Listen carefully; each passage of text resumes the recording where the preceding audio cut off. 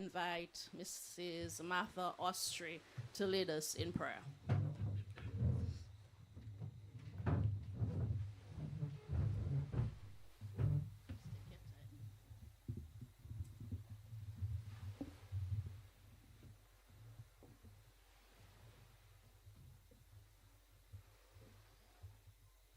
Thank you very much. Good evening, one and all. I want to begin by saying, to God be the glory, great things He has done.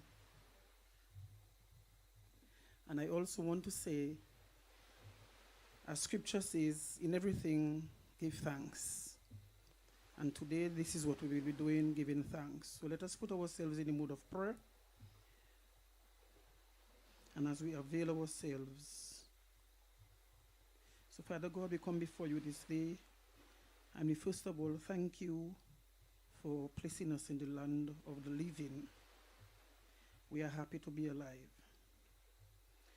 We continue, Father God, and we give you thanks for our families. Each and every one of us here, our families. And we continue to give you thanks. We thank you, Heavenly Father, for the panelists here this evening who have accepted this invitation to be here with us this evening as we approach the second year anniversary of the Almond Deck, and we continue to give you thanks. We thank you for our moderator who will be directing this session. Thank you, Lord. We thank you for the other members from the various communities and groups who made it possible to be here with us this evening. We are happy and we give you thanks, dear God. We thank you for those who are listening to us or viewing us on the various other platforms, and we continue to give you thanks. We thank you, Lord, for your graces, your mercy, your love, your divine intervention. We thank you for your healing power. And we thank you for wisdom.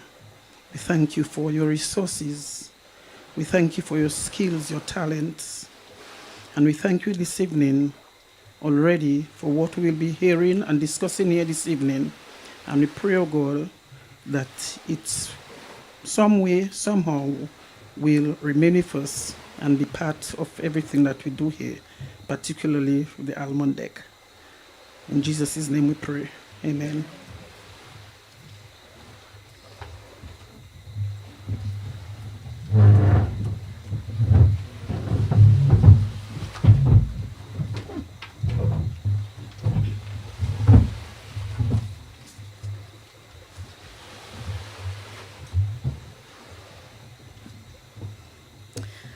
Thank you to Mrs. Ostry for leading us in opening prayer.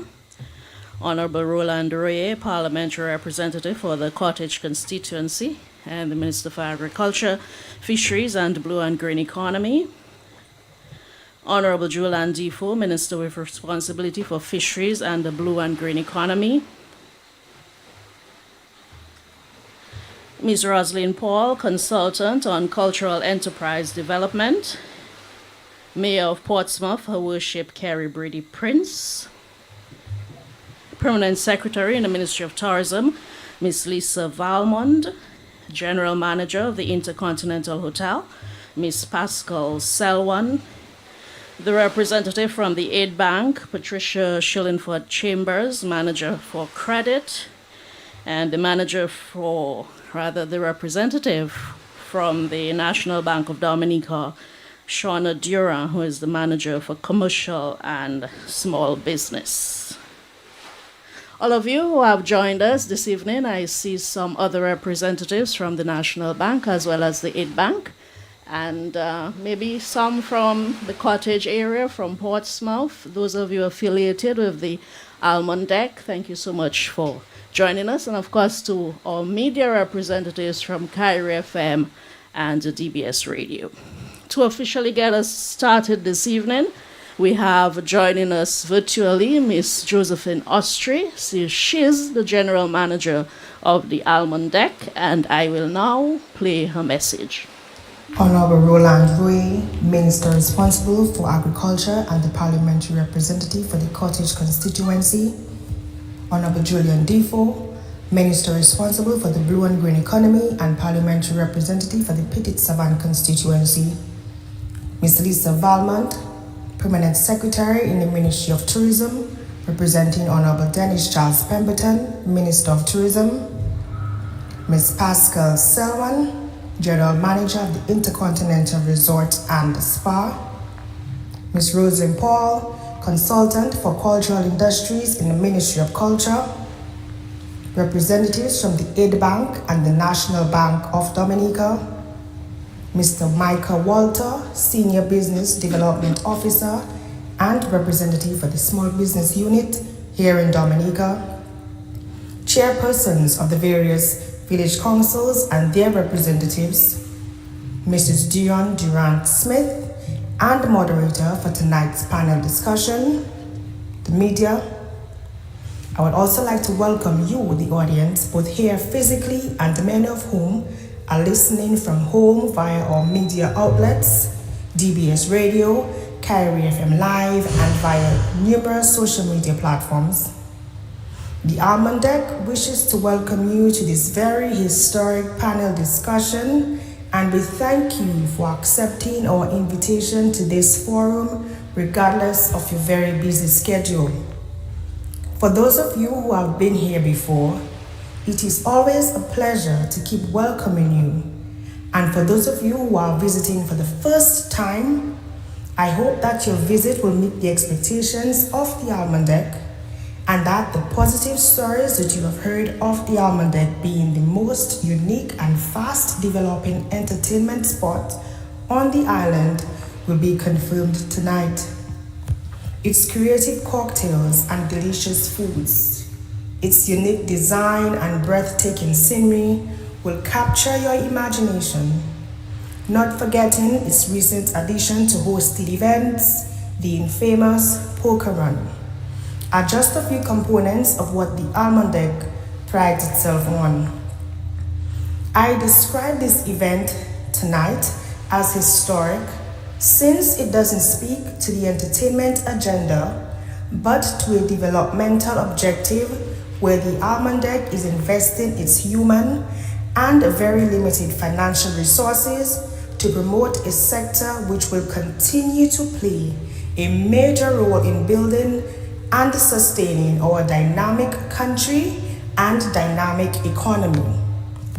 The government of Dominica has been investing billions of dollars in the tourism industry by developing its human resource capacity, by improving existing infrastructure, and building new infrastructure which seeks to place Dominica as a center for excellence in the region and within the international community as a premier tourism destination. As we speak here, among other things, are the international airport, the new branded hotels, geothermal development, and most recently, the yachting marina to be constructed in the vicinity of the historic Cabrits National Park. It is therefore important that we as a people take advantage of the opportunities that will be created by these developments and join the government in making Dominica a destination of choice. Hence the reason for us being here tonight, to be part of this very important discussion dubbed Opportunities for Tourism Investment with the particular focus on the North. We have gathered a group of people and institutions who we consider to be very critical to the realization of our dream in building a sustainable tourism industry. Tonight, they will speak on their roles as contributing entities to this process and to what opportunities they are offering as we forge ahead in a vibrant and sustainable tourism industry. So again, we welcome you and we invite you to give them your full attention as we begin. Now I hand over to our chairperson and moderator, Mrs. Dion Dura-Smith. Once again, welcome. Thanks to Jose Ostri. I think she has provided some great perspective on the event's objectives and the background. And of course, we take this opportunity to congratulate Jose and her team here at the Almond Deck on celebrating 2 years of operations. And I must also take the opportunity to recognize the former parliamentary representative for the Cottage constituency, Honorable former Reginald Ostry, who is not here with us tonight, but I'm sure he's listening. He was quite instrumental in putting this panel and this event together. So as you heard from Ms. Ostry, the theme for this evening's panel discussion is investment opportunities for tourism in the North.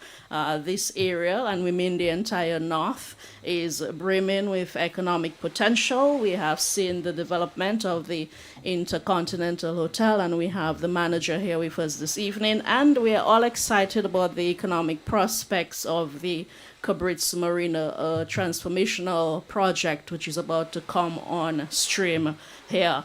The permanent secretary in the Ministry of Tourism, Miss Lisa Valmond, she is here representing the Tourism Minister, Dennis Charles, and tonight she will present on the Government of Dominica's future plans for tourism development in the North and in Dominica.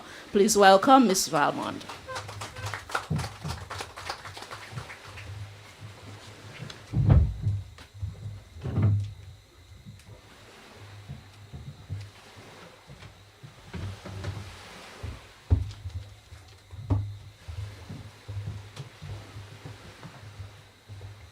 Good evening, everyone. I wish to acknowledge the presence of Honorable Roland Ray, Parliamentary Representative for the Cottage constituency and Minister for Agriculture, Fisheries, Blue and Green Economy, Honorable Julian Defoe, Minister with responsibility for Fisheries and the Blue and Green Economy, Ms. Rosalind Paul, Cultural Consultant, Her Worship Kerry Brady Prince, Mayor of Portsmouth, Pascal Selwan, General Manager of Intercontinental Hotel, Patricia Shillingford Chambers, Manager at the Aid Bank, Mrs. Martha Ostry, Ms. Shona Dura, and the media and friends and community members, good evening. I bring you warm greetings from the Honorable Denise Charles Pemberton, Minister for Tourism, and I know very well that the Minister loves the Almond Deck and she loves Tukari, but regrettably she is out of state. I know she would have welcomed this opportunity to join you this evening. It is my pleasure to be here this evening to certainly set some context in terms of the tourism plans, the tourism industry, and our vision for the tourism industry from a Ministry of Tourism perspective. And we welcome the opportunity when we got the invitation because really and truly the product of the Almond Deck is certainly in line with our vision, especially with regards to community tourism and tourism that really sets the culture and the unique features of the communities and allow those features to shine. So we welcome the opportunity. And when I look across the panel, I see that all of these different agencies which are represented here, certainly their presence here reinforces their commitment and dedication to the tourism industry as well. So I just wanted to start off by saying this. Dominica is the place to be. Dominica sets the gold standard in terms of the Caribbean for environmentally sustainable investments in tourism, driven by its ambitious aim to become the world's first climate resilient nation. And with its forward-thinking policies, the government actively encourages eco-friendly practices in both investment and tourism sectors, providing incentives for green innovations such as renewable energy projects and sustainable agriculture. And so Dominica has harmonized development with environmental protection. And the tourism industry, falling in line with that vision, certainly sets the balance between sustainable tourism and economic development. With regards to being in line with our Dominica's 2030 vision, Dominica has set the goal to become the world's first climate resilient nation by 2030.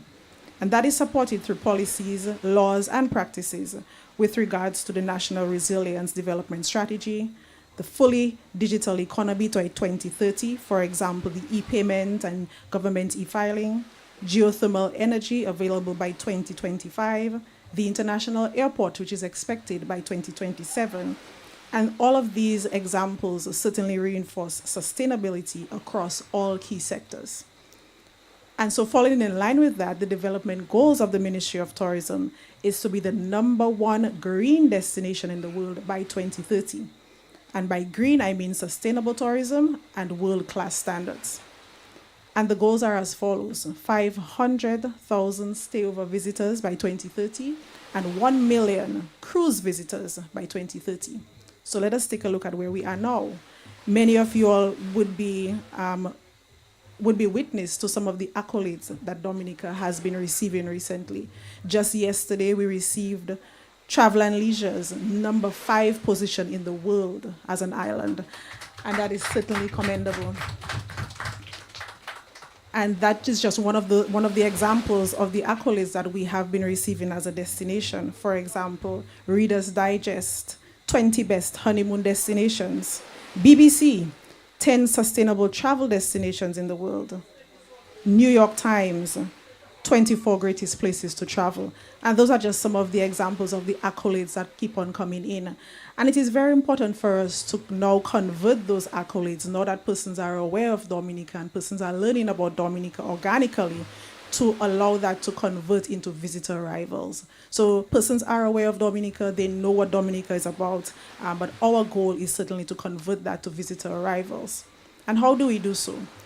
We have set out our ambitious tourism master plan. And the tourism master plan analyzes each growth scenario in terms of the following: growth in visitor numbers and receipts, room accommodation requirements, manpower requirements in terms of the human resource development, air and sea access, destination marketing, environmental management, economic infrastructure, and institutional arrangements. And so tourism in Dominica is a crucial pillar for Dominica's economy, providing a significant source of income and employment for the island's nation. Tourism aids in the preservation and promotion of the island's unique cultural heritage and natural environment. And the revenue generated from tourism is instrumental in funding infrastructure development, social programs, making it a vital sector for the island's overall well-being. And so within the tourism master plan, we aim to strike a balance in terms of economic development and environmental sustainability, and always staying true to the unique cultural and heritage features of the island. Dominica is not a destination where our goal is mass tourism. The experience of the guest is very important to us. And more we're seeing that the profile of the tourist that comes to Dominica is one of a person who appreciates a culturally immersive experience, as well as those who are aligned with our sustainable goals. And so this is what our marketing and all of our investments are aligned with, ensuring that our culture, we can remain true to our culture, and persons can have a culturally immersive experience while ensuring that we are sustainable in terms of all of our practices.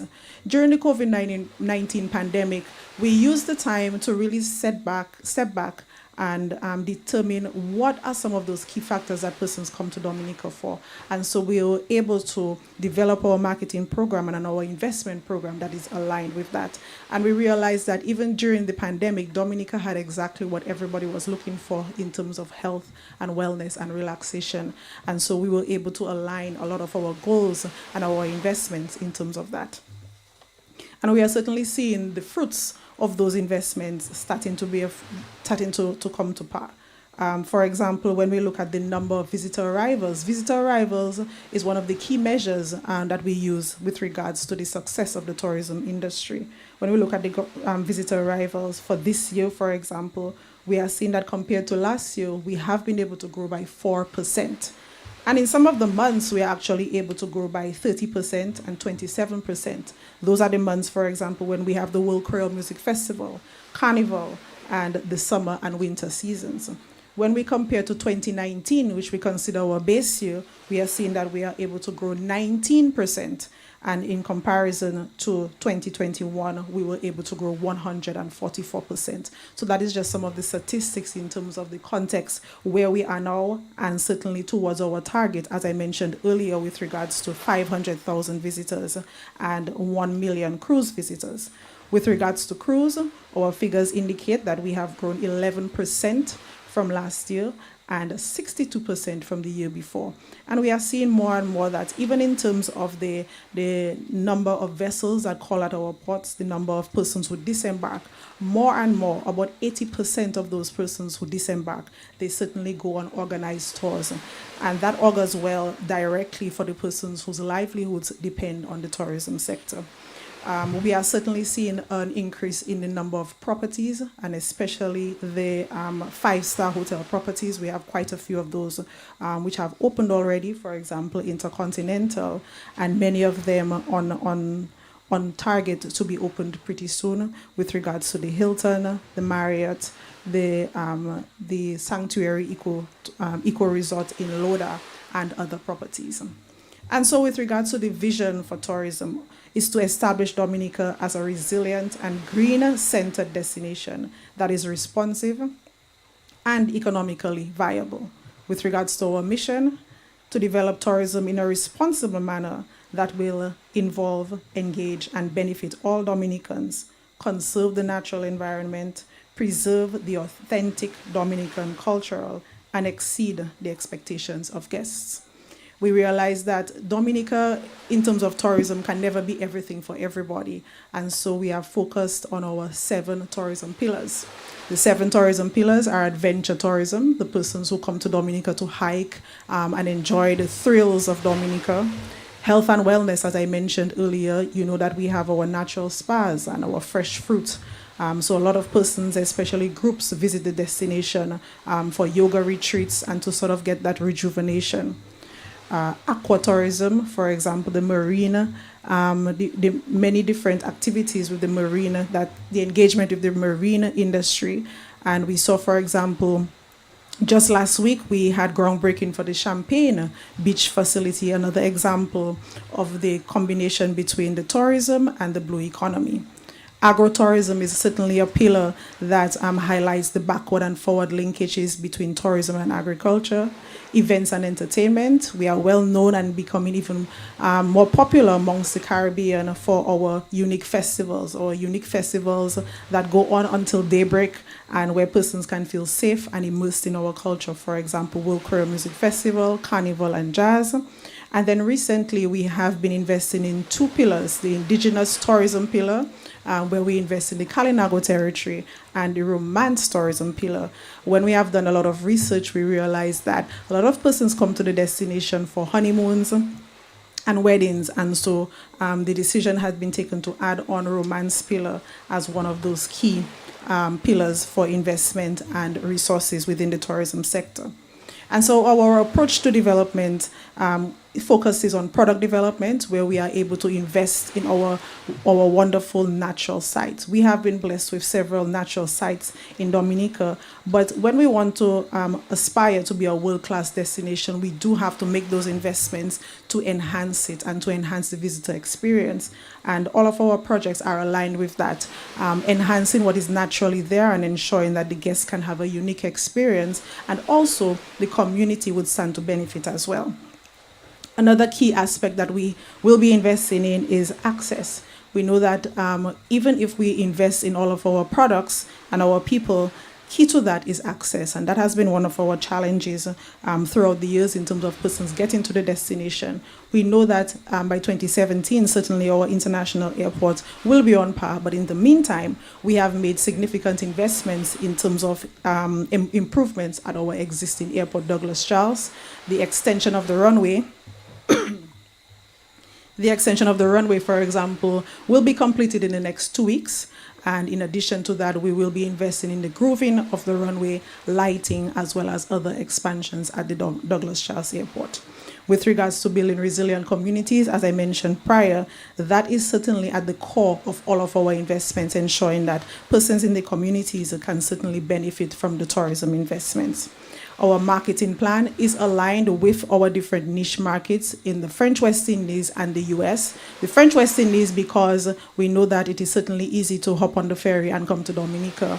And of course the US because we are of course expanding the direct linkages between the US and Dominica. So with regards to air access, this is where the priority has been in terms of our investment. We realize that hand in hand with our investments in infrastructure, air access, and in our products, investments in our people is equally important. And so we have certainly made a concerted effort to invest in the human resource with regards to ensuring that persons have the correct skills to be able to thrive within the tourism industry. And one of the major projects that we are embarking on for this financial year, for example, is the Culinary Arts Institute at the Dominica State College. We know that in Dominica we have many skilled chefs, skilled persons who can make delicious meals, but in terms of certification, it was important for them to be able to have their certification and ensure that they present themselves to the different opportunities that will be made available in Dominica with the 5-star hotels.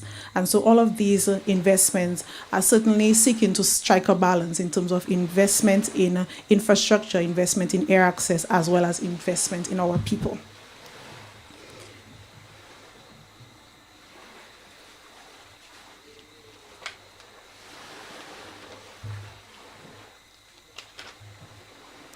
At some of the major sites, I just wanted to highlight where we will be doing investments is at the Mont Bruce, at the Indian River, and just to focus on those within the northern part of Dominica. Certainly, we will be making investments along the northeast, and I mentioned the northeast because sites such as Col Soufriere and Opak and Boanef and even the Bat Cave as well will be highlighted during this financial year in terms of our investments. And so these sites are located within communities and certainly give community members the opportunity to benefit from those investments as well. And so I just wanted to present this in a nutshell in terms of the foresight with regards to the tourism sector and the government of Dominica's strategic investments in tourism, which will not only revitalize the industry, but also fortify the nation's economy by focusing on ecotourism, upgrading local attractions, and developing infrastructural projects. The government is nurturing a sustainable tourism model that aligns with the country's unique natural and cultural assets. These investments are generating employment, preserving cultural heritage, and enhancing the overall visitor experience, all while maintaining a commitment to environmental sustainability. And as a result, Dominica is well on its way to becoming a premier ecotourism destination. Thank you very much.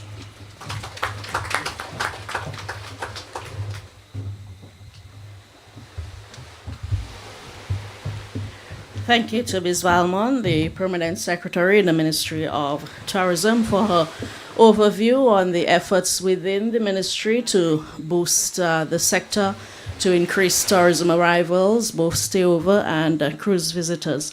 Certainly, we are encouraged by the growth numbers that she spoke to, as well as the major projects which are underway to enhance the sector, such as the international airport. I'm not sure if she mentioned the cable car project, the Cabritz Marina, which is about to get underway, the hotels, which are under construction. Maybe later, if we have the opportunity, Ms. Valmont can expand on how the North stands to benefit directly from these major initiatives. Honorable Roland Royer is the parliamentary representative for the Cottage constituency. He is also the Minister for Agriculture, Fisheries and Blue Economy, and he will present on his vision for tourism in the Cottage constituency. As the Minister for Agriculture, we like to speak about the interconnectedness between tourism and agriculture, and I'm sure he will also touch on that linkage. Please welcome the Honorable Minister.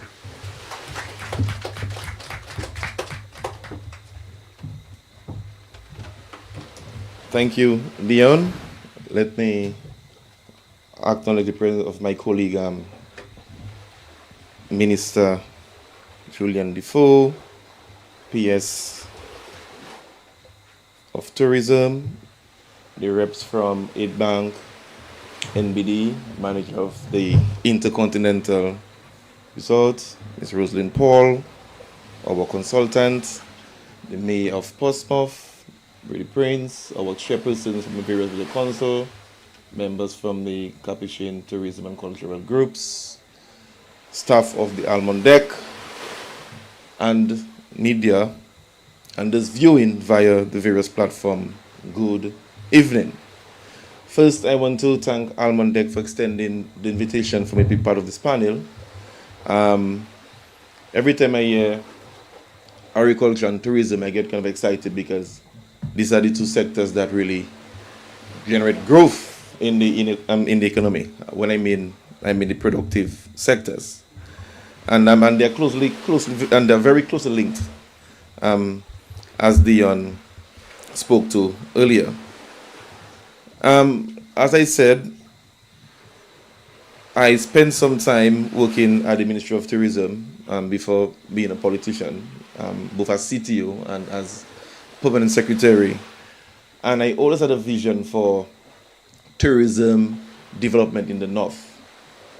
And one of the first questions I asked when I was posted to the Ministry of Tourism is a funny question, but I really was naive. I didn't have an answer.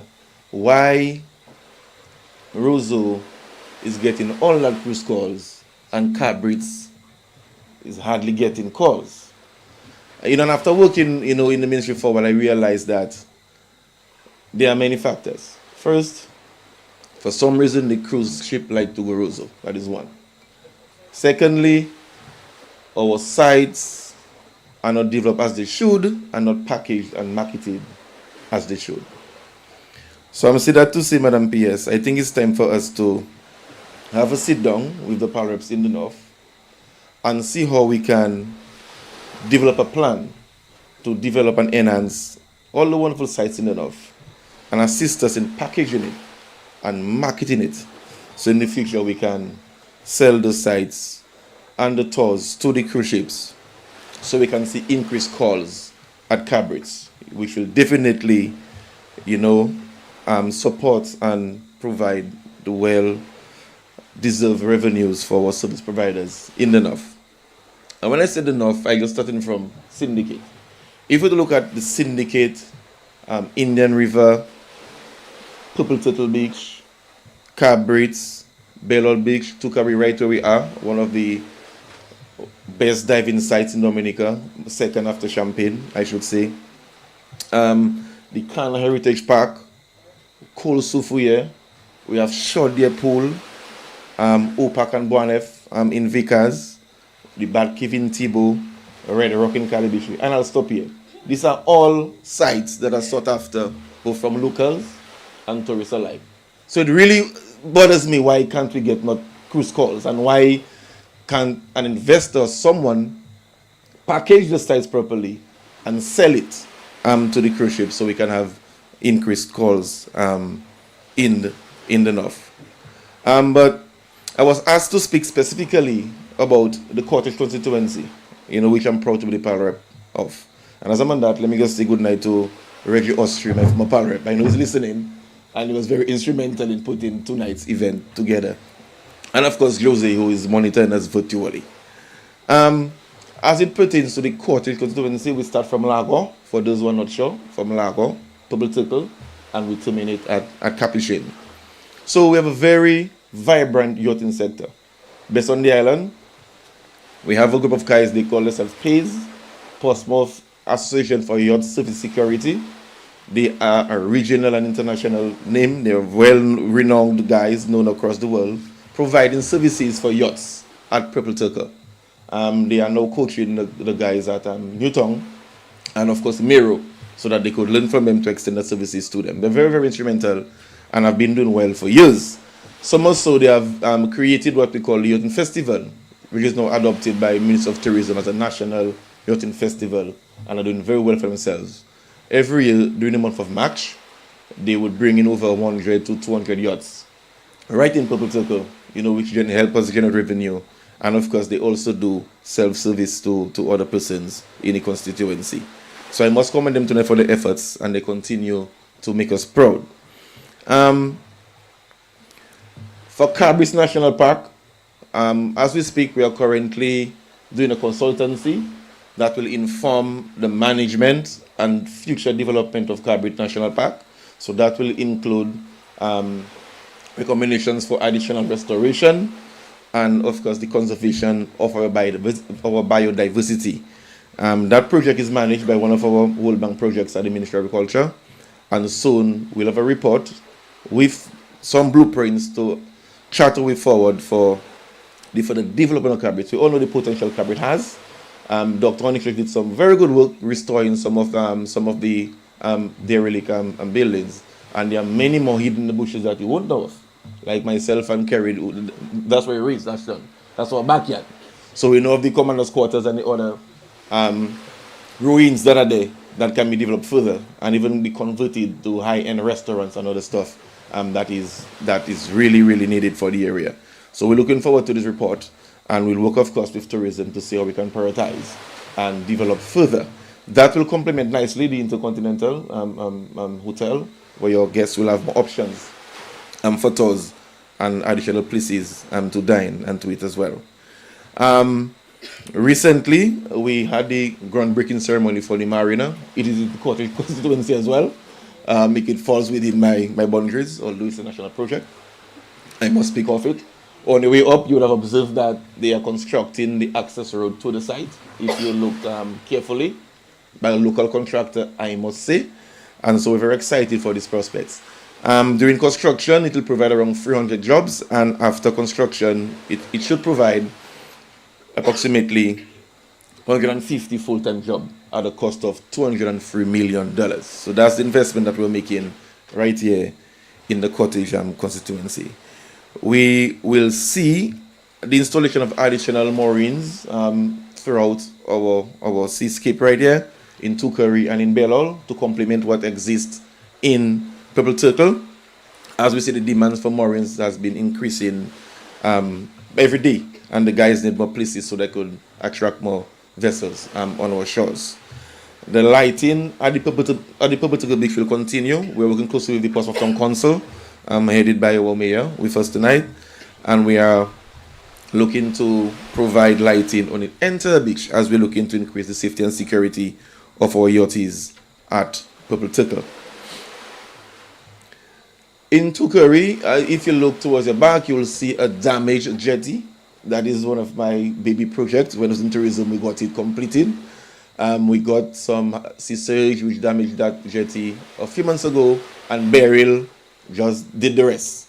So we're working with Ministry of Tourism to have it rehabilitated in time for the poker run, which is on August the 18th.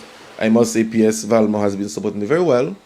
She even gave me the news that I have an LPO prepared to pick up some material tomorrow, and which I will do for sure. And we have the guys again from PAYS providing free labor to have it rehabilitated. So I must commend Cobra and his team, who are willing and ready to come in and do the rehabilitation once the material is on site. So by next week for sure, we should have some action right here to get it prepared for poker run. Whilst I'm on poker run, I cannot not commend the Almond Deck for inventing and creating the poker run. I think it was a very novel idea, and last year we saw the impact it had, although we were threatened by some weather and we had to move from Saturday to Sunday. But that did not stop anything. This is bigger and better. Understood we have quite a bit of vessels already registered from the neighboring islands, and we are looking forward to welcome them. But Jose, Brittany, you may just see a team from Cabinet joining this year, and our color will be red. So don't give red to any other team. Save that for our captain will be Defoe, of course, our marine and blue economy expert. He'll be our captain for this poker run. So we're looking forward to that. In Tukari, we saw the need, and we are working to see how we can have a dive shop. So that's another opportunity for private investment as well. Government can do everything. We have a lot of persons coming here to dive with no guidance, with nobody towing them. They take their rental, come to Tukari, they come in the tanks and just go out and do the stuff. We have dive tour operators living from Roseau as far as Roseau, coming right with persons dropping them off and doing diving right into Curry. So there's an opportunity for investment into Curry to do a dive shop, to facilitate that kind of service. And I think that will take off well, but we need to have it structured and properly done. We have lands available, we can provide the guidance, we can do acquisition, but just put it out, that's a possible investment for us to do into Curry.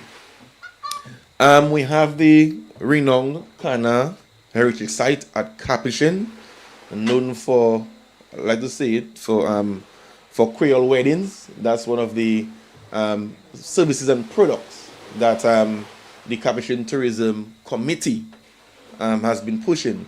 I see we have Frank with us tonight and Colonels as well, and they're doing very well.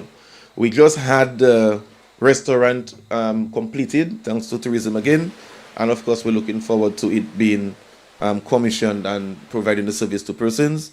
And we have additional work like the development of or the construction rather of a retaining wall to provide some additional security over the cliffside, and to construct or to rehabilitate the access road to make the experience a bit better for persons at Kana. But Kana has huge potential. Those of you who have not been there, you should. Persons live from Scottsdale Road to come right there for the first kiss. It's just for the first kiss. When they stand and they look at the saints, if you look well, you might see Mary Gallant, and the breeze blow, it cannot be a better experience. So those of you who have not been there yet, try it at Kana. Yeah, a nice place to have a hot date. And we are trying to promote again by providing the services, as I said. You can have a meal, a nice drink in a couple months to come when we will be opening our restaurant.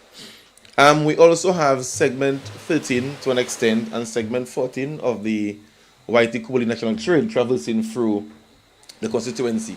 Segment 13 from Pennville, it terminates at Kana Park, and 14 starts from Kana Park and it terminates at Cabrits. So what we expect and we are trying to promote is more homestays, because it traverses throughout the constituency. So our friends from Capuchin, that's an opportunity for them. I know we are going to rehabilitate segment 13 pretty soon, and that will attract more visitors.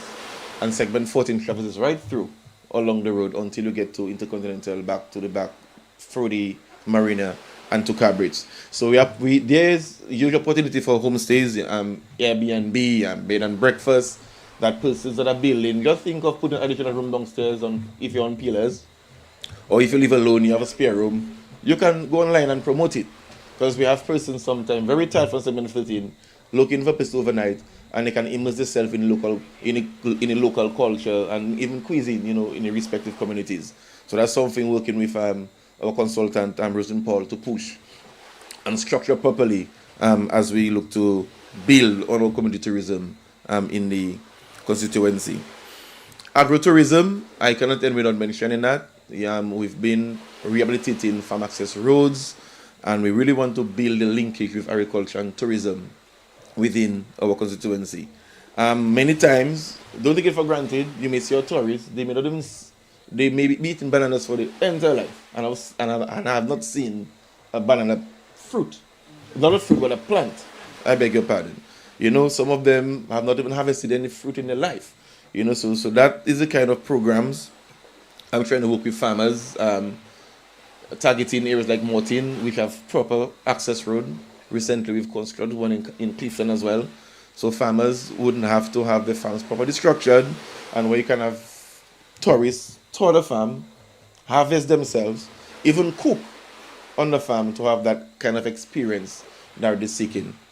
So that's a little niche that we need to build and develop, Ms. Paul, as we build our cultural program for the constituency. Cuisine, we are huge on that. I think we have the best cuisine on island, I'm not boasting.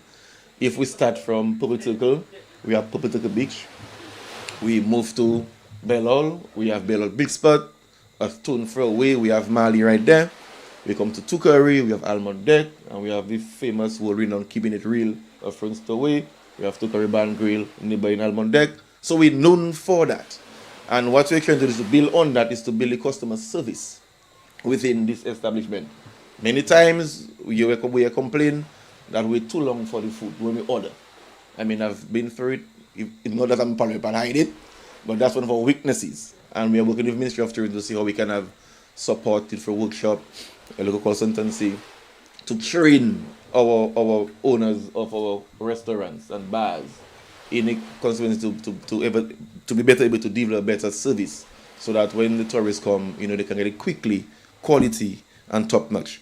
Remember, we have a 5-star hotel right here, so we must provide 5-star service because the clients to the hotel are 5-star clients.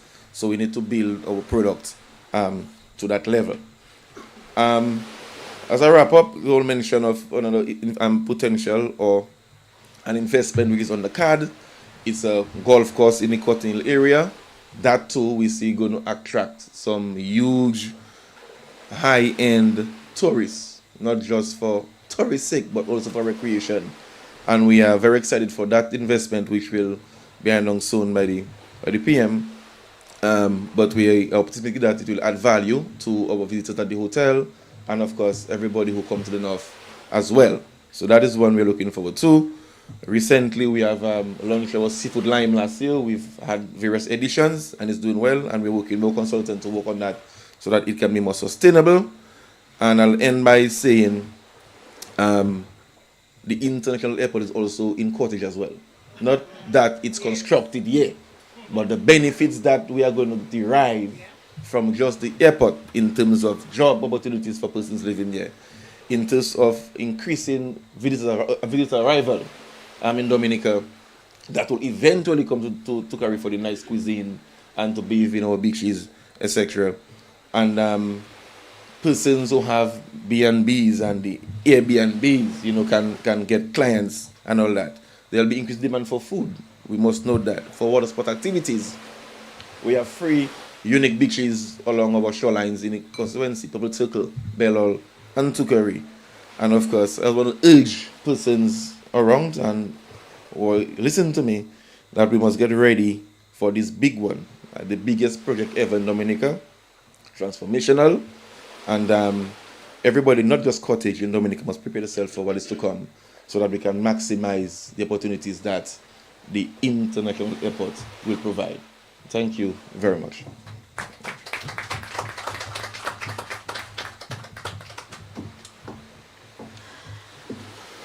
Thank you to the Honorable Minister, and I must say that was pretty informative.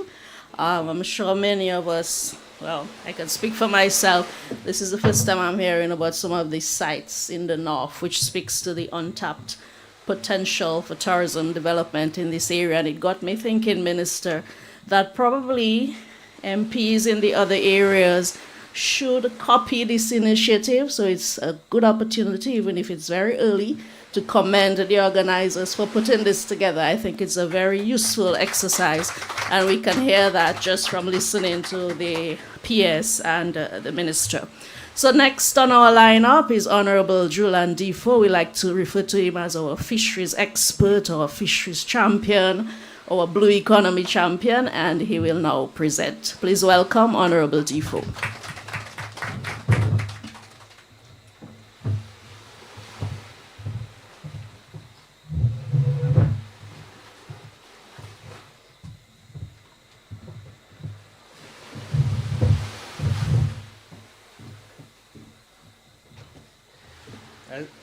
That's the only thing that'll give my age away.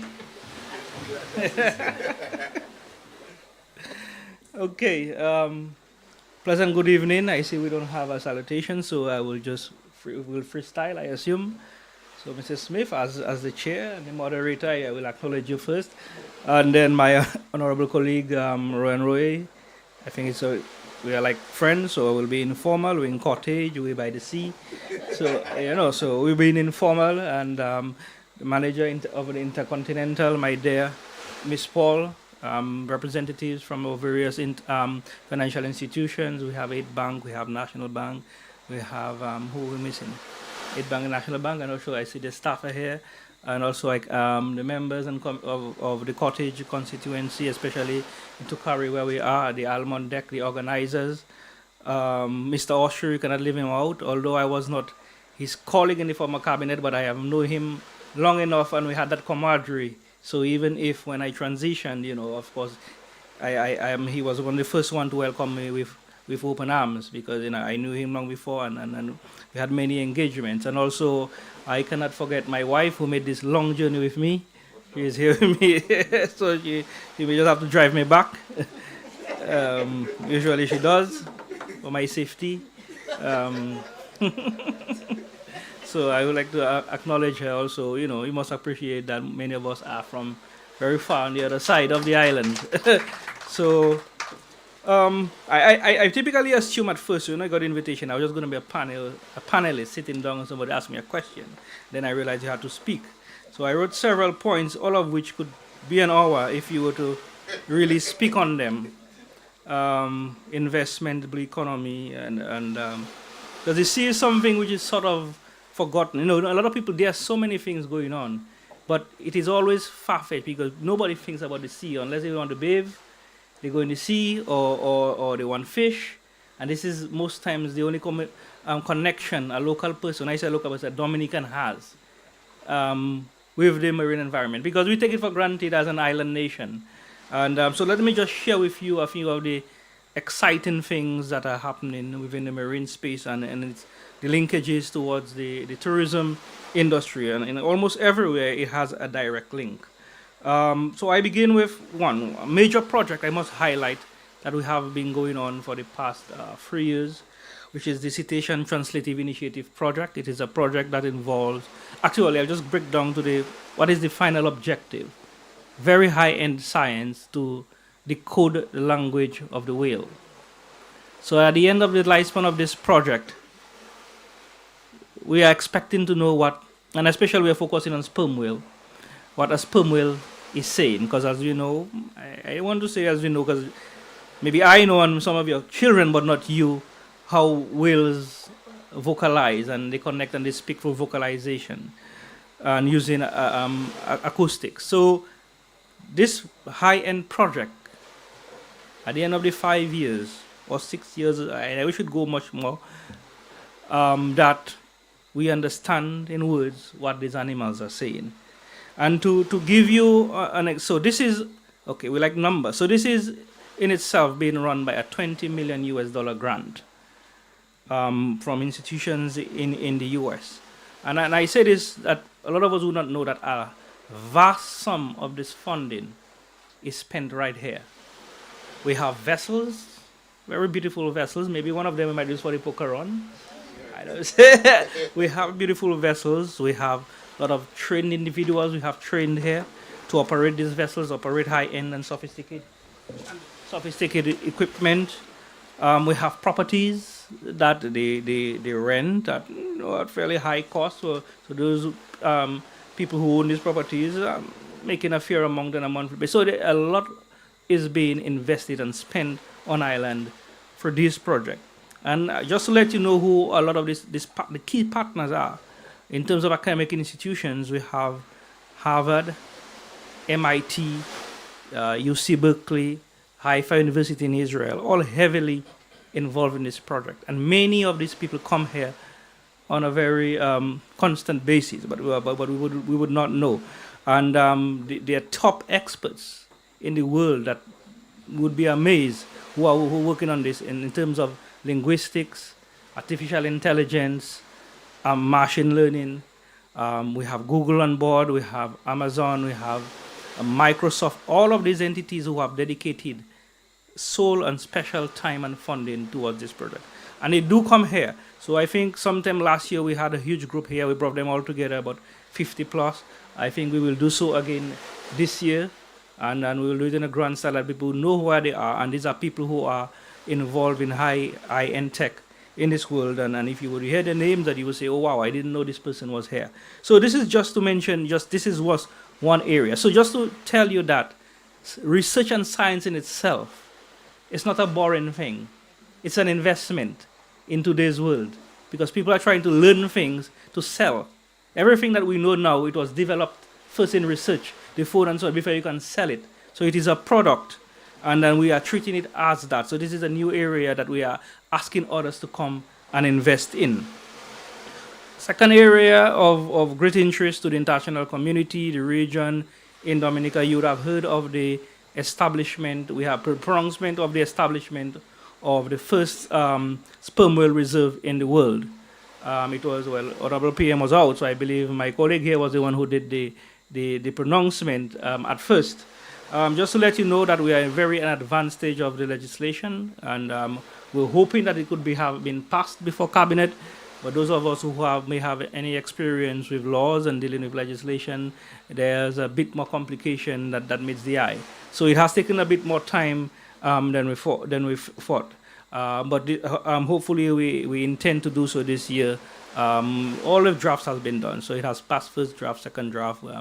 We are far ahead, but just not at the point that it is ready to be taken to Parliament. And that in itself have created a lot of interest into a wonderful resource that we have, which lives offshore, that we can recognize more, which is sperm resident populations of sperm whales. So we have about, I think, more than 50 groups of families of sperm whales, and who we say reside offshore. Of course, they made little movements within the region, because typically these marine mammals, they would travel around the world.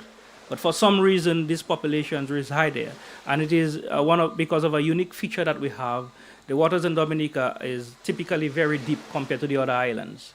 So it is sometimes a blessing and a curse. The curse is that we do not have extensive amount of shelves, so we have large volumes of conch or labie or lobster and so on, what the other islands have. But the blessing that we have is that it is deep enough so that these whales can have their own food source. They feed on a large squid, which we call the diamondback squid. We also have an industry developing in that for many years. So it's a very large squid. Sometimes it could be as big as 1 meter. I mean, from time to time, fishermen catch it accidentally, and so they can feed off this. So this resource is here, and it is fueling what we have. And I'm driving down to an industry that we have, many people don't know, which is the swimming with whales product. A unique, exclusive, high-end marine activity which is bringing tremendous benefit to Dominica, not only in the fees that we attract, that these operators pay to conduct these activities, but the spill-off effects, the hotels, the transport, and so on. And furthermore, to say that the clients who are engaged in these activities are very high-end. And I'm sure the manager for the Intercontinental can allude to that, because they have been receiving good business from the operators, because usually they come with large groups. And I'm saying that we see that this business is going to grow.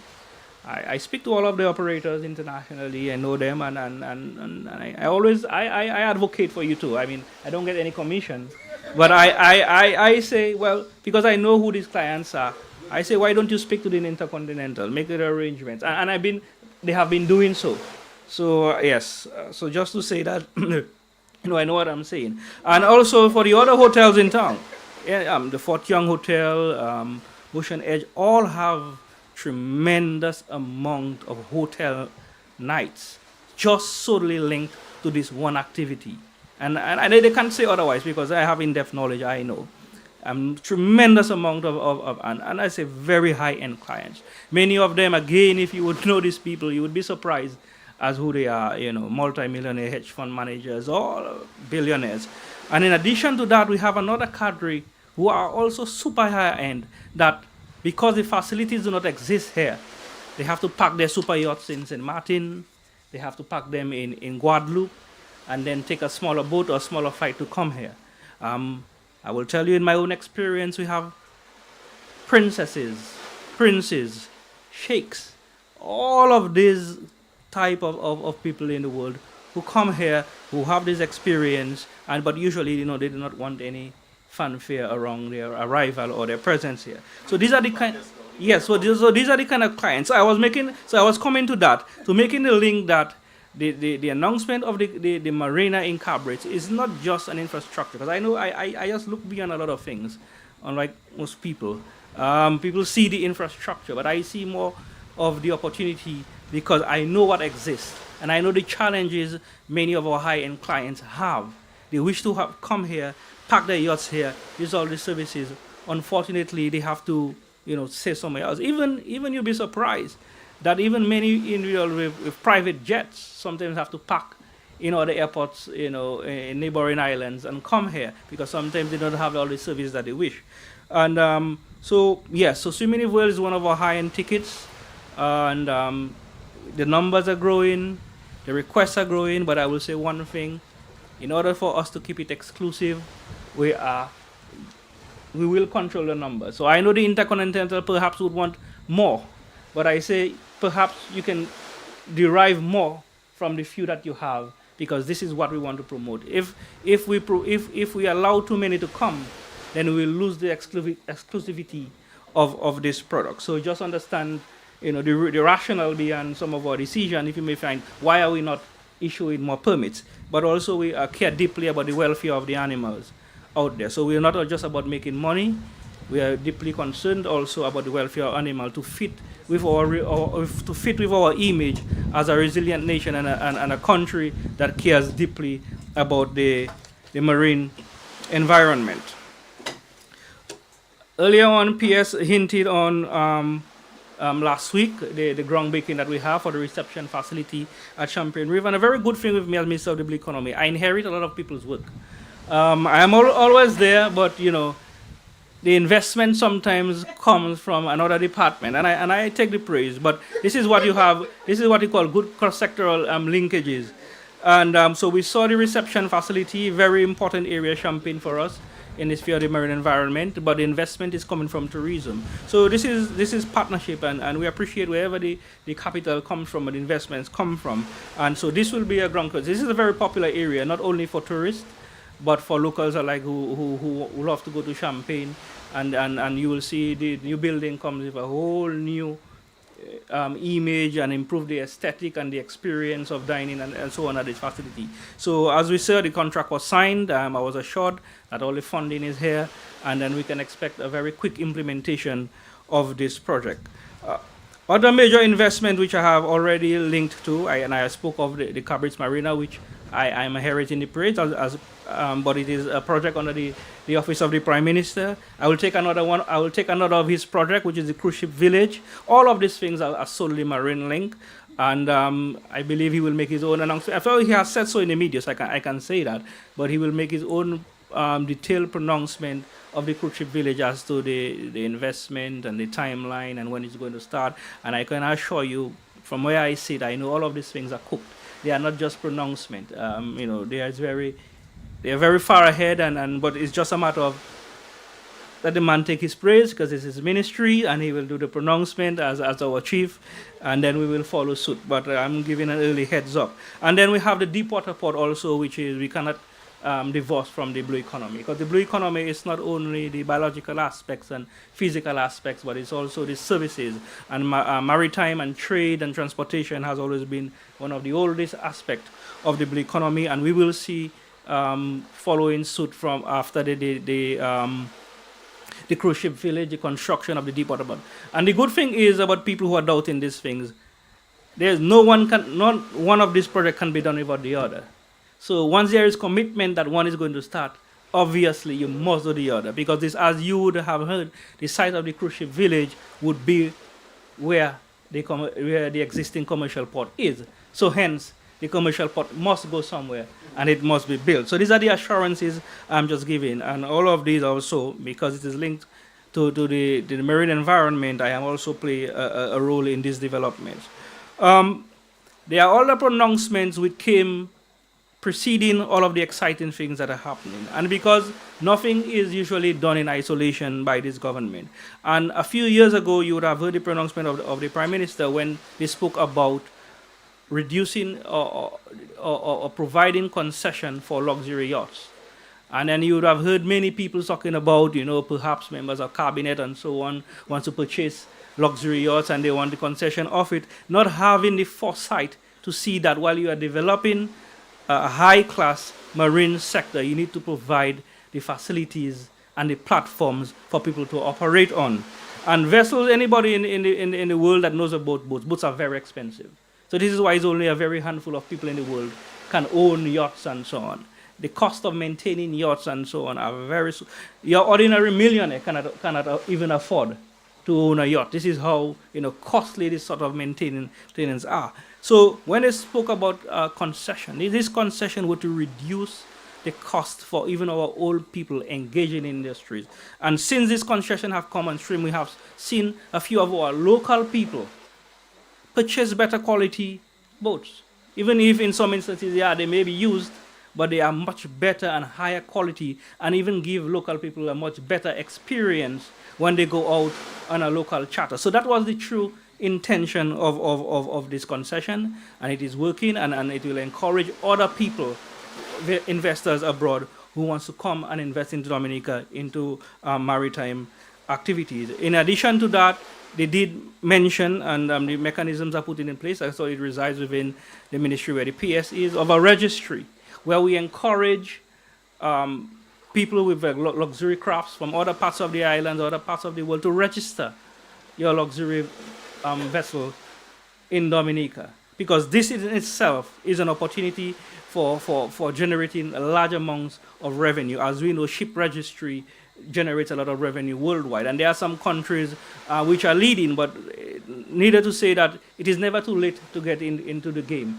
And the intention is to put all the mechanisms. We have made the pronouncement, but all the mechanisms are really not yet in place to really have the ship registry operating. And we hope that they can put in place in the very near future, so that people can register their ships here and fly the Dominica flag wherever they go. Even that in itself will be promoting Dominica, because in every port you go, you must fly the flag. And as far as you go, let you go Australia, let you go everywhere. Let people say, which is this country, and then this is how the news goes. So these are all things that we have. We cannot speak about the investment in the blue economy in a local context and tourism without driving to home locally what we know, and which is fisheries and aquaculture. Again, the connotation with fisheries for a long time, when I started in the fisheries sector, has always been not a positive one. You know, the image of, and it's cultural and traditional to us, we like that image. But as an investment and for growth, I don't like that image, I will say that. The old man with the hat and the old pants and so on. For cultural purposes, fine, it's a nice picture on a canoe. But if you're speaking of growth, investment, prosperity, that image doesn't really cut it. So we're looking at individuals in the fisheries sector who can send their children to school, who can drive a beautiful vehicle like you, who can pay a mortgage from the activity. And then we have seen such people in the past 10, 15 years who can really do all of these things and have a lovely Nissan front air, all of this on the fishing operations. And I know them personally, I deal with them, I work with them, I help them even today in my new capacity. So I know, and we know that the opportunities for generating revenue from fish. Fish is one of the most traded commodity in the world. And I hear people complain every day about the price of fish is so high and those sort of things, but it is because of demand. And then when people tell me about why is fish so high, I say, well, why is a pound of goat $15? And nobody says nothing. I have never heard people complain a pound of goat and a pound of rabbit. But everybody likes to come down on the fisherman for paying $10 a fish. It should be about 15 by now, even when I assess the price, you know. But I'm glad to see in recent times that people don't complain, because it is a dangerous job, it is capital intensive, and those of us who work in the banks would see the fisherman come and ask for a loan now, and that is because he is upgrading. We're coming out from the canoe and the big straw hat and so on to better boats, safety, and gradually we are getting there, and then we will get to more commercial. So this is another aspect of investment I will not touch now, but it's coming. But it will need partners, external partners, those of countries which are more experienced in this type of fishing, because we cannot just take our fishers from one thing to another thing in a very quick time, and they doesn't know how to manage. The bank would not like that.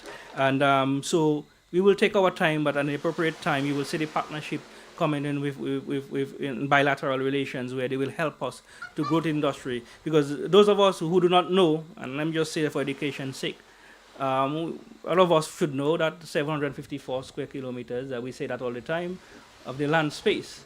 But would you imagine what is the size of our marine space? It is 28,500 plus kilometers square. That is the size of the marine space that we have And pretty much almost 3/4 of it is unused because our fishers only go about 20, 30 miles, and the most of it, the rest is unused. So we have huge areas for investments in terms of fishing. And that is going to bring me down to my almost last point, because I could speak for a very long time on initiatives and things that occurs within the marine space under the umbrella of the blue economy. And so as we speak about fisheries, so yes, so while our local fishers are expanding and sometimes even increasing production, what do we have in place? Because we see that sometimes local consumption is very limited. I mean, the population is small. It has nothing to do with just marketing. It's just that we have a small population, and if you buy 5 pounds of fish today, my God, I don't expect you to buy, unless if you eat a lot of fish, another 5 pounds tomorrow. You might stretch that until next week.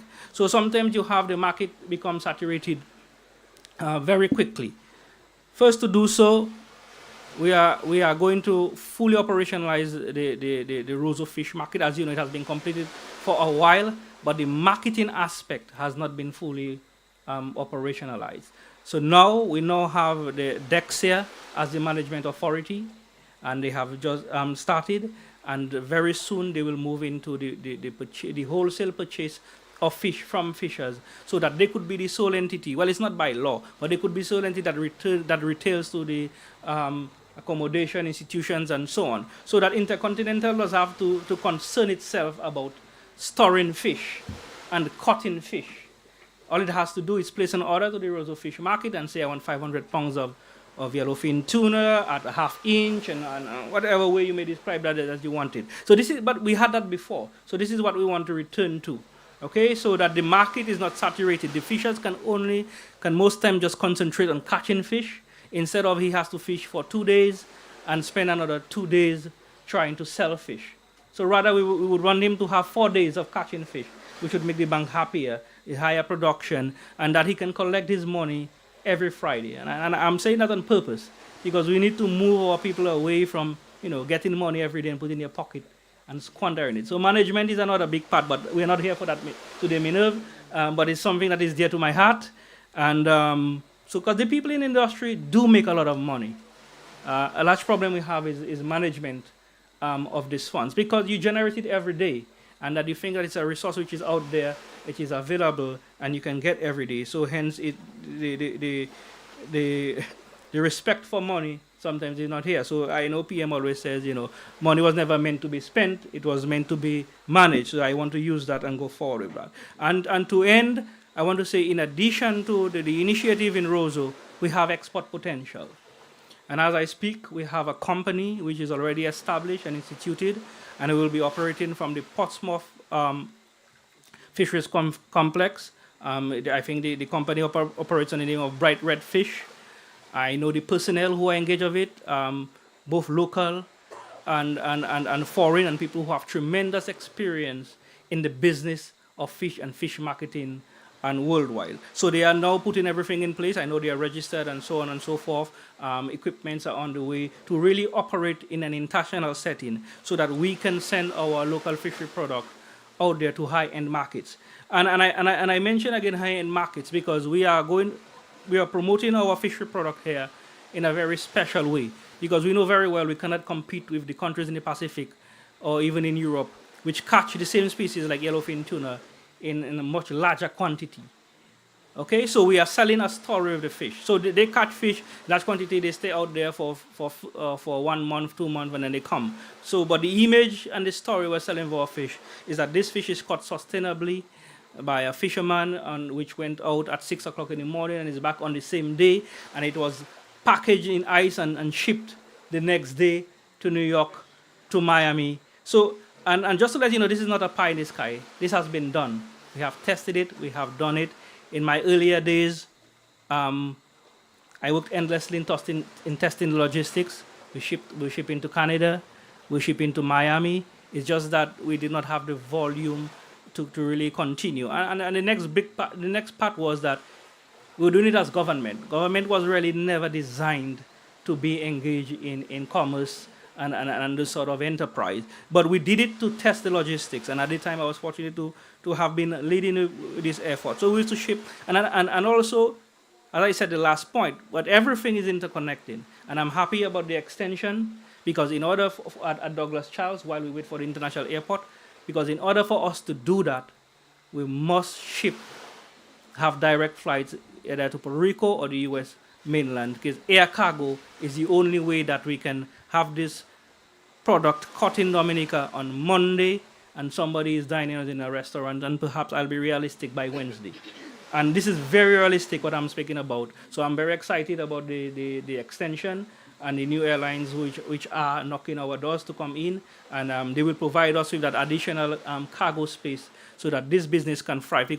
But we do have alternative plans in place to ship the fish to neighboring islands, but at that time the extension was not in place. So the extension might just make things a lot easier for us to create that sort of revenue. As I said, I can go on and on, but I believe these are a few areas of linkages, of opportunities, of things that are happening within the sphere or on the umbrella of the marine environment and the blue economy that is happening, that is generating revenue, that has potential for people to invest. And we intend to make our fair contribution to the ultimate goal of achieving $700 million contribution to GDP by the year 2030. So I'm not leaving all of it on my back of my colleague to do, but of course we will do our fair share from the sphere of the marine environment.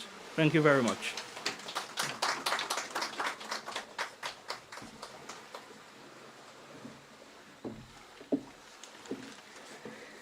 Thanks to the Honorable Minister, and I think we've gotten a fair idea of why he's called the Blue Economy, Blue Economy champion. The Blue Economy is a relatively new area that the government of Dominica is pushing forward, is championing. And while it may not be very familiar to us, I think, Minister, you did a good job of putting it in practical terms so that we can better understand the opportunities that exist within the sector and how the government of Dominica is seeking to develop the sector. So thank you so much for your presentation. We have with us the general manager of the Intercontinental Hotel. Her name is Pascal Selwan, and we'll all agree that the hotel has contributed to economic activity here in the north since it opened in 2019, and she will present on their experiences at the Intercontinental within the tourism sector in Dominica and particularly in the north. Please welcome Pascal Selwan.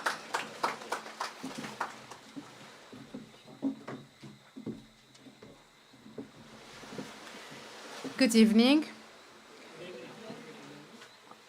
Honorable Roland Royer, Honorable Julien Defoy, PS Lisa Valmont, ladies and gentlemen, thank you. I am thrilled to be here tonight with you.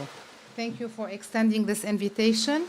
And I cannot tell you, and thanks also to Mr. Reginald Ostri, and I send him my deepest regards wherever he is now.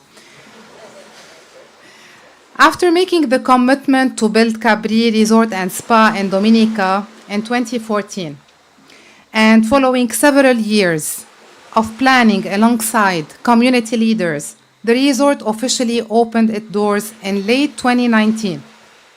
The opening received unprecedented media attention and coverage in nearly every international media outlet, from Vogue to the Wall Street Journal. Forbes called it one of the most anticipated opening in 2019 and beyond.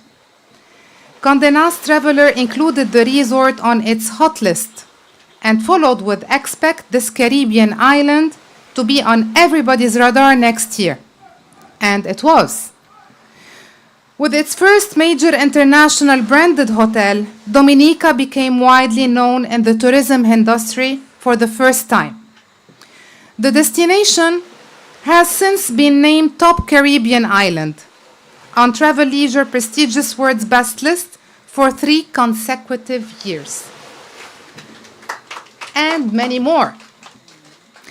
In April 2023, the decision was made to reflag the property as Intercontinental so that the resort could have even greater reach with IHG, one of the largest global hotel companies in the world, with existence in more than 100 countries, 300,000 employees, and 6,000 properties worldwide under 19 different brands.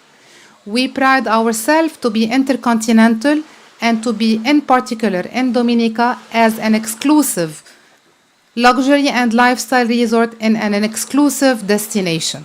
So thank you for your trust. We're very proud to be part in this. Intercontinental is particularly an ideal fit for the property.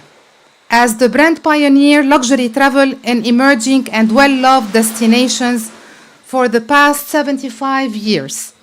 The conversion was completed in April 2023 with no effect on our team or local vendors, but the other way around.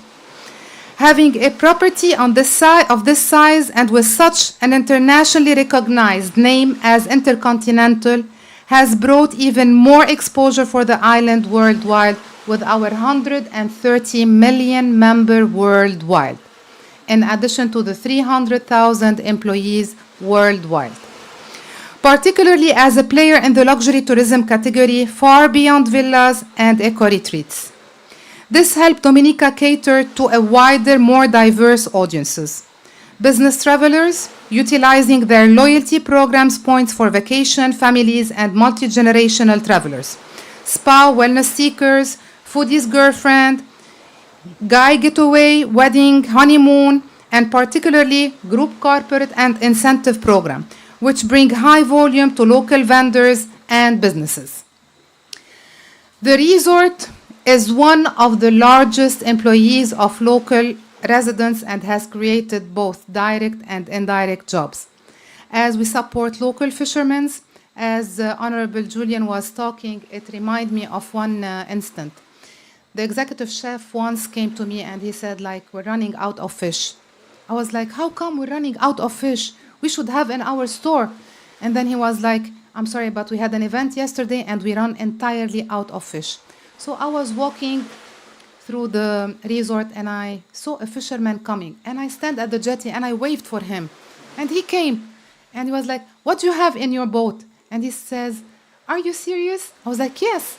So we made a deal with the fisherman. And since then, and that was like almost 18 months ago, every now and then, the fisherman calls me by WhatsApp. I'm here. What do you want today? So this didn't end here only. I also, when I first landed in Dominica, that was in December 2021. So the first thing I have done is I allocated the first 2 weeks to visit every single constituency and try to meet with every fisherman, every farmer, to make an agreement with every single farmer. That is part of our strategy. That is part of my personal ethics to work with local vendors, with local suppliers at first. And we aligned this with our vision as Intercontinental Hotel, now that we have the freedom to express ourselves and to reflect the community as it is. The first package we sell with our accommodation, as we do not sell only bed and breakfast. We sell the island experience. The first thing that we put in our package is the culture, how we align the culture with the vision of the hotel. So whenever the guest comes, he knows that he's coming not to stay at our resort. We want him to stay at the resort. We want him to use the spa facilities.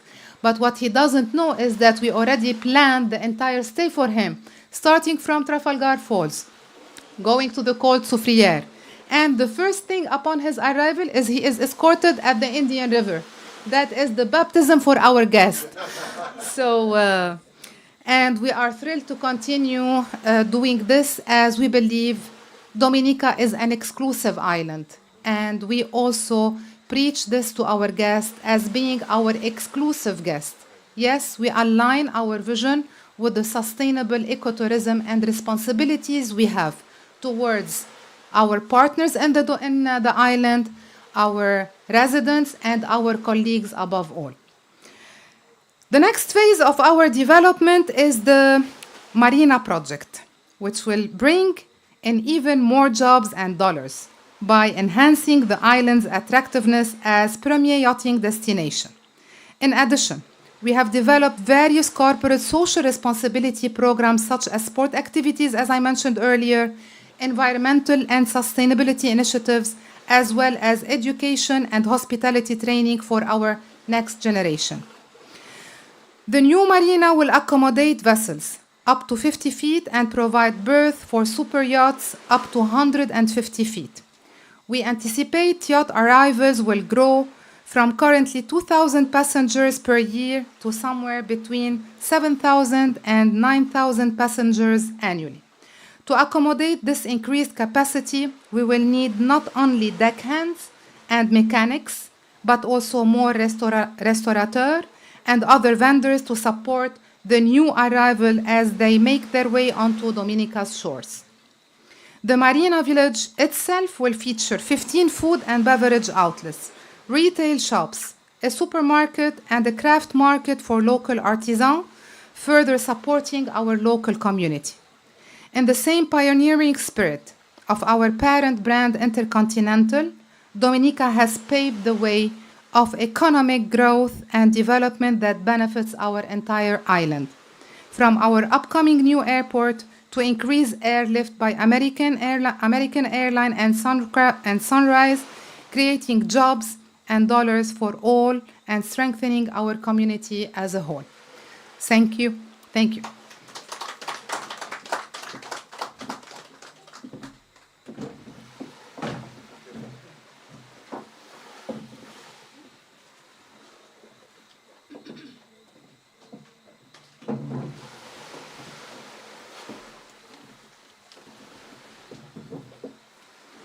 Thank you, Pascal. I thought that was very interesting.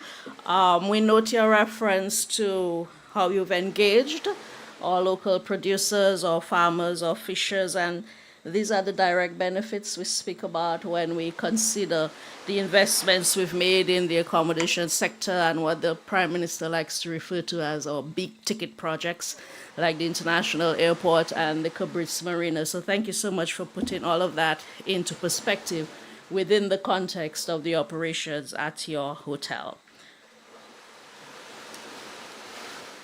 Ladies and gentlemen, if you would just indulge me for a minute, I think it's important to do that because it speaks to the level of organization in this event. We also have with us this evening Mr. Ashton Mason, who is the chairperson of the Tatan Savanpai Gillette Tukari Cottage Village Council. Thank you for being here. Mr. Cornelius Royer, he is the president of the Capuchin Cultural Group. Mr. Frank John Baptist, president of the Capuchin Tourism Group.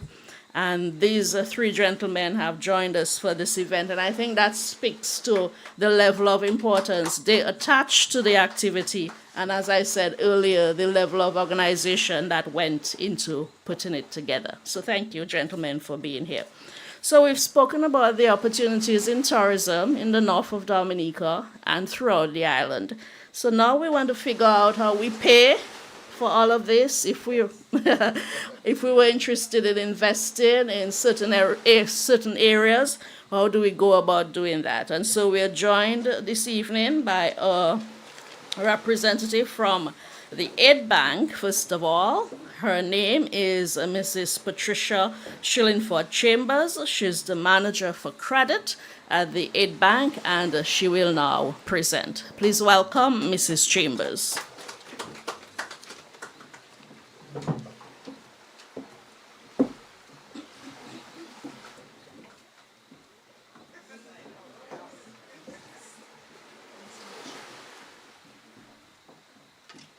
Thank you very much, and good night to everyone. Okay.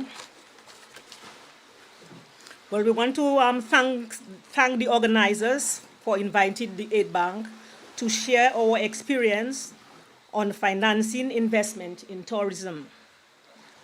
But even before we go further, I want to, well, on behalf of the bank, extend our heartfelt thanks to the Honorable Prime Minister for his consistent financial support and dedication to the Aid Bank over the years. As a development bank, we depend on funding agents to provide us with money to on lend to our borrowers. So I guess everybody will understand why we have this, we feel and we are so grateful to Mr. Skerritt and his team for their unwavering support over the years. This support has manifested itself through channeling of concessionary funding with highly favorable conditions. And this is nothing short of astonishing. And we say thank you. During the passage of Hurricane Maria, and even after the outbreak, following the outbreak of the COVID-19 pandemic, we were able to receive concessionary rates and with relaxed security and interest rates, which we were able to on-lend to our borrowers. And more recently, we received an MSM facility at 3.5%, which we have been on lending to customers. But persons may ask, why the aid bank? There are other institutions, there are other financial institutions who grant loans. But the selling point which makes aid bank stand out are, one, we are the only development bank on island. And our experience in development lending spans over 50 years. So we are no Johnny come lately. We have been in the business for a very long time. We are no new kid on the block. We grant loans in all sectors. And to date, we have granted over 1 or 2 million worth of loans in the productive sector. And when we say the productive sector, we are looking at agriculture, industry, fishing, tourism, and the likes. Secondly, we play a crucial role in fostering economic growth and development. And true to our mandate, we focus on financing projects that help stimulate economy. We are looking at job creation, increase in foreign exchange, and projects that help generate income. Thirdly, we specialize in long-term financing. So we don't give loans just for 1 year, 2 years.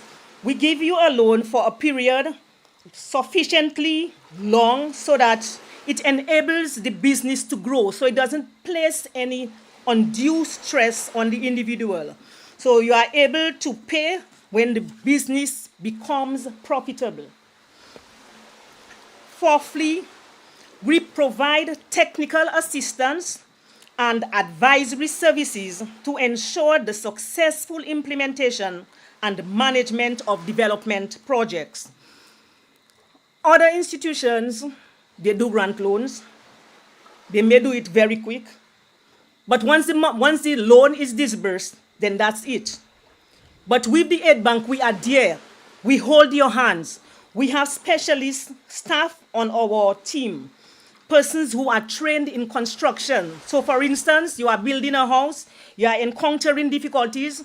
When our technical officer goes on the project, he is able to tell you, or the builder, that this is not right and this is not how it should be done. And he's able to tell you exactly what should be done. So it's not a matter of just going on site and not knowing what to do. We have also our agricultural development officer, and she is a trained person as well, and she's able to help the farmers. So when they encounter difficulties, they have certain diseases on their crops or stuff, she's able to tell them exactly. So at Bank, we are really, we are there with you. We are not just giving money and leaving you. We are there, we are holding your hands. We give what we call supervised credit. And what it means is we disburse in tranches. So we give you small amounts, well, not small, but manageable amounts. And we actually walk you through that whole process. So by so doing, we avoid deviations. We avoid misuse of funds, because it's just human tendency. You have money, you use money. But realizing that there's a loan to be paid, it's important that we ensure the money is spent on the project or that it is meant for, and that persons don't go just lavishly using the money. As a bank, we support innovative and entrepreneurs. So persons come to us with very new ideas, and we ensure that we are able to make their dreams a reality. So whatever it is that they want, we will sit with them, we will assist them. And the thing about Aid Bank, you don't need a savings at the Aid Bank to get a loan. You come to the bank, you meet the conditions, and right there and then you are able to qualify for a loan. So we help you to develop and expand your ideas. During economic downturns, we provide the necessary support, so we don't leave you hanging. We don't insist that you pay. We work things out with you. We give you a grace period. With that grace period, as it is, you do not pay neither interest nor principal for a period of time, 6 months. If you are having difficulties, we work out. We give settlement offers.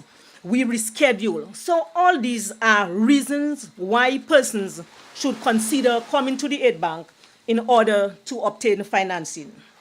We heard a lot of things mentioned here by the various ministers and the other presenters. But in order for these things to become a reality, we need money. We know that without money, it makes no use. Okay? And we realize following the passage of, not the passage, but post-pandemic recovery, there have been a heightened interest in tourism. Persons are looking for more than sand and sea.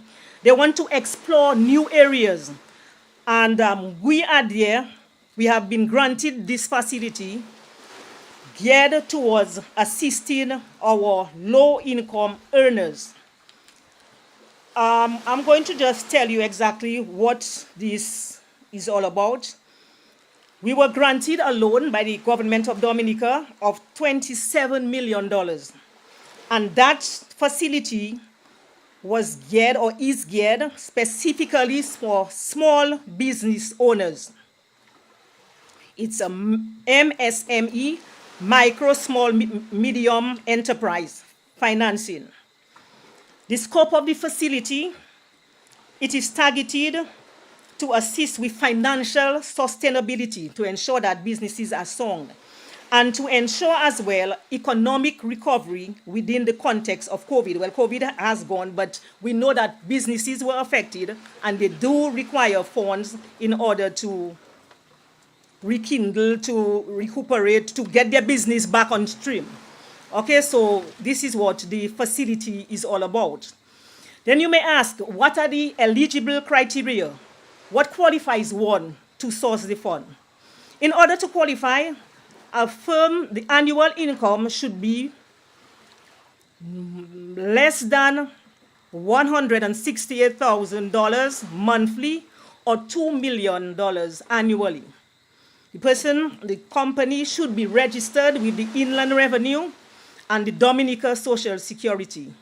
The individual must be a citizen of Dominica or a permanent resident operating in Dominica for over 10 years.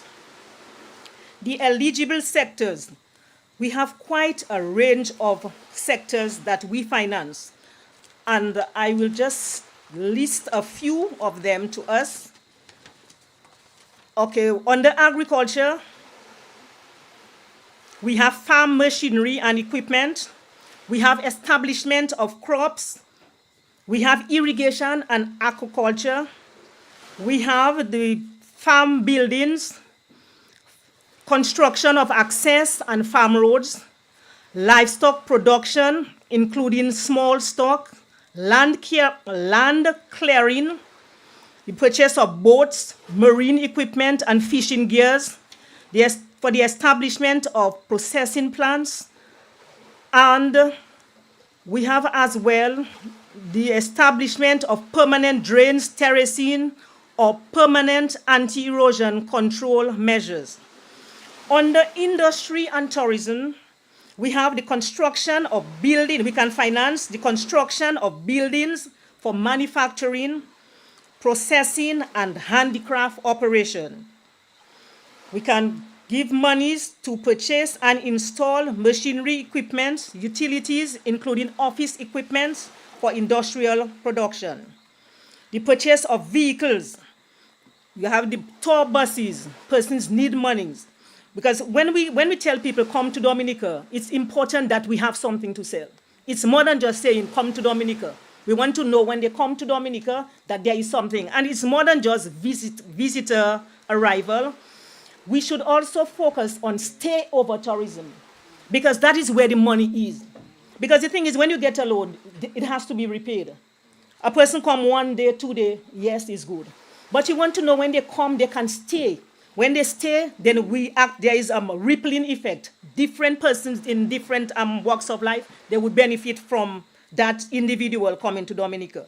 So we have the tour buses, the construction of small and medium-sized new hotels, because I heard the Minister Roye spoke about Airbnb and homestay, okay?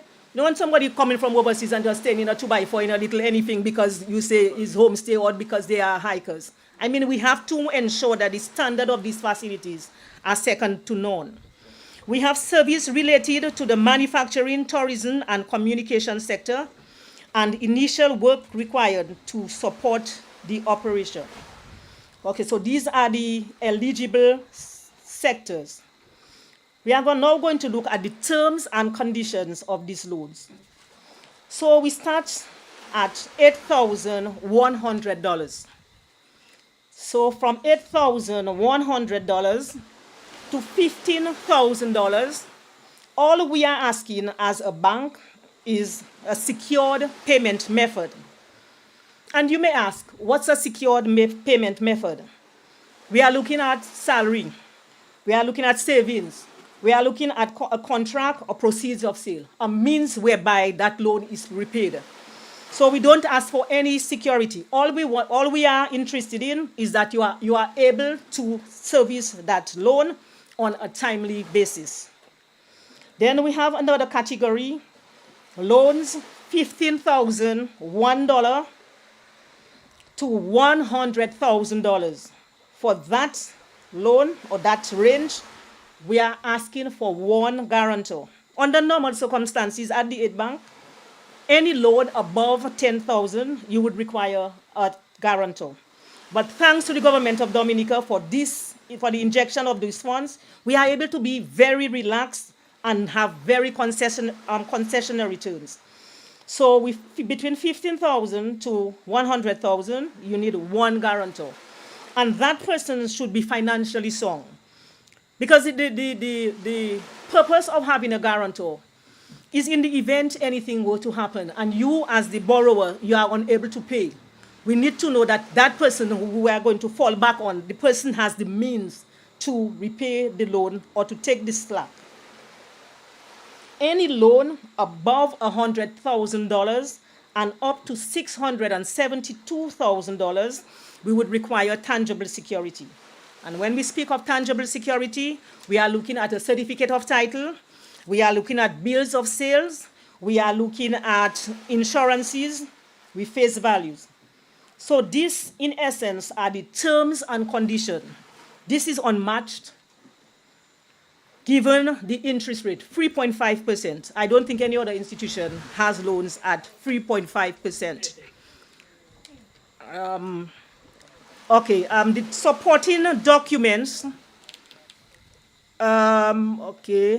So we would need, KYC as the proof of address, your IDs, we would need that.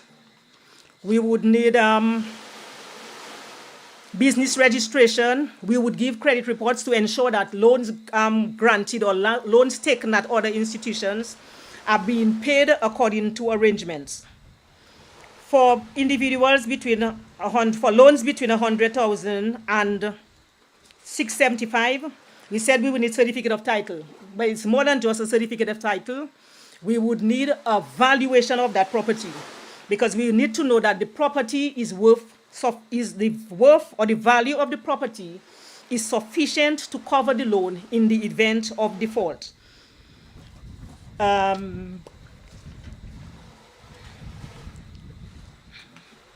Okay, there are other recommendations and approvals. In some cases, especially with restaurants, there are certain environmental health departments that you would need to get approval from, Dominica Bureau of Standard, physical planning. So all of these are necessary in order to obtain a loan at the aid bank. There are fees to be paid, but these are standard. You expect it at any other institution. You pay the bank for its time, its money, its some papers, and you know the likes. I mean, it's neither here nor it's neither here nor there. You know. We can go up to the repayment term is up to 10 years, and we grant a grace period of 6 months. And during that period, neither interest nor principal is paid. So you do not pay anything during the grace period. So the facility is there. There are general conditions, however. We are unable to refinance any loans. The facility does not provide for refinancing of existing debt. Even at the aid bank, even if an individual has an existing loan at the aid bank, we are unable to use the funds to refinance existing debts.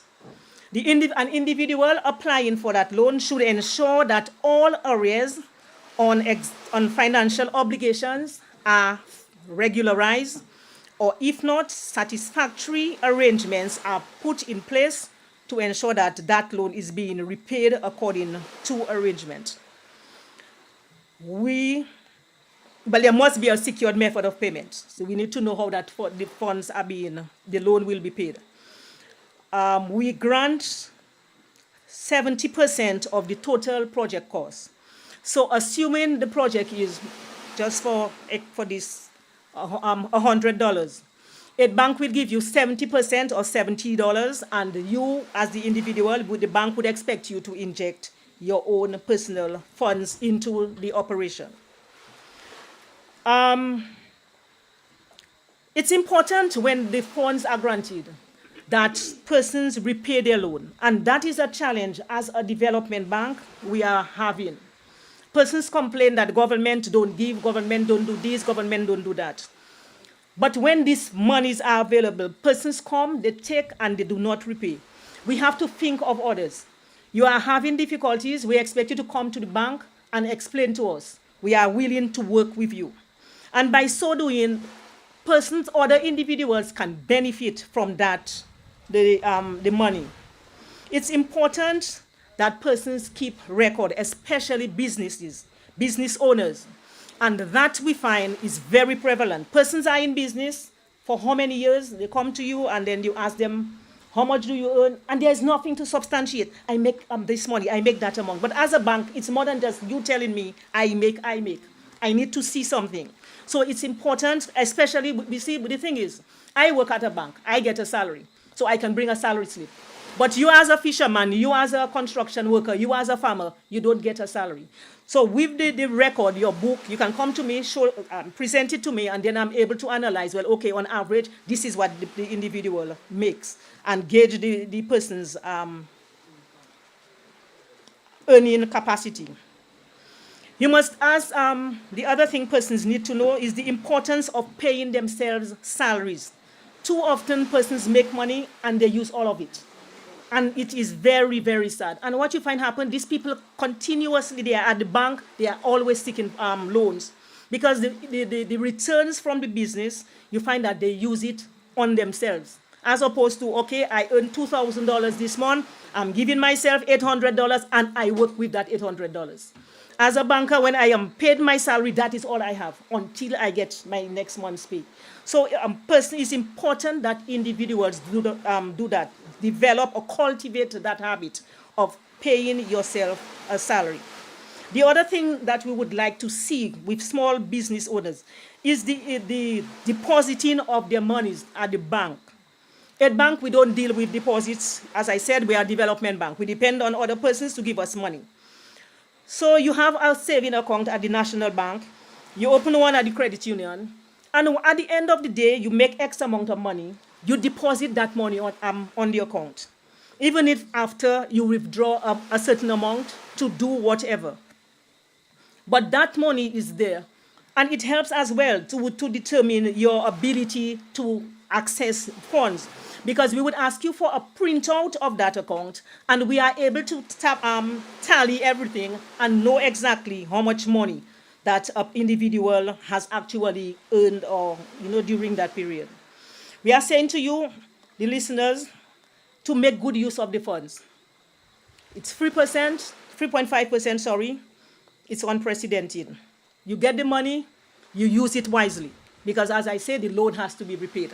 So it makes no sense thinking that you are fooling the aid bank, you are fooling the officers of the aid bank. We will get back to you, we will ask you to pay. So you use that money, you want to develop yourself, you develop yourself. There are opportunities available. We have heard it from the ministers, we know that there are opportunities. So the onus is on us, the onus is on you to capitalize on these opportunities. You take your business seriously, you commit time and effort toward the success of your undertaking. So whatever it is that you are into, you ensure that you put your all into it. You don't have to be working for Astor Funds or NASIF to put your all into it. You have your business, you are your own boss, grow your business, do what you have to do, okay? Commit yourself to that business. And if you are experiencing difficulties, we know these things will happen. It's important that you come to the bank. Don't wait for us to come to look for you. Because more often than not, when we are the ones looking for you and you tell us anything, we tend to believe that you are making up a story. Whereas if you have the habit of visiting the bank, you are cooperative, you communicate with the bank, Mrs. Chambers, I'm having difficulty, Mrs. This, I'm having difficulties, this is what is happening, this is what is happening. We work with you. Okay, so it's important that you take your business seriously. The money is there, the opportunity is there. We are expecting you to come to the aid bank. We are not a development bank. We are not a commercial bank. We are a development bank. And persons would say that we do not maybe process loans as quickly as the other development banks, as the other commercial banks, sorry. But we don't just give loans vitae. We have to ensure that when we do give a loan, that what you are going into, there is a demand for that product, that project. So we analyze it thoroughly. We take our time. We ensure that everything is done properly, so that when you finally get that loan, you know that, okay, that thing will work. Everything will work for me. And it's left to you to just manage it, to do what you have to do. And I am convinced that if what I have said and what the presenters before me have said, if we only take it seriously, I think Dominica will be a better place. I'm convinced that we will have less unemployment, we'll have less people loitering, we will have more productive, we would have growth in the economy, we would have employment, persons would generate their own incomes, so persons would depend less on ministers, government, and the like. So let us take our business, our life seriously. Let us embrace the opportunities that are now before us. And I look forward to seeing you at the Aid Bank. Thanks much for coming. I thank you.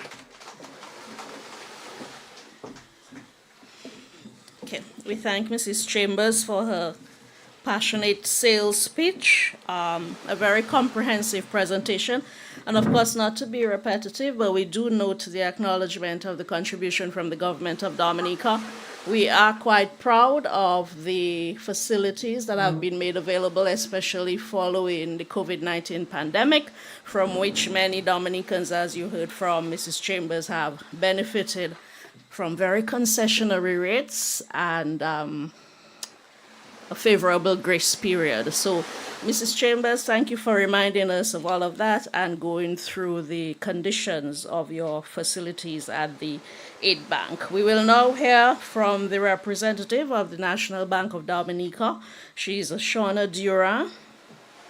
I know her pretty well. And she's the manager for commercial and small business, and she will now tell us about the facilities on offer at the National Bank.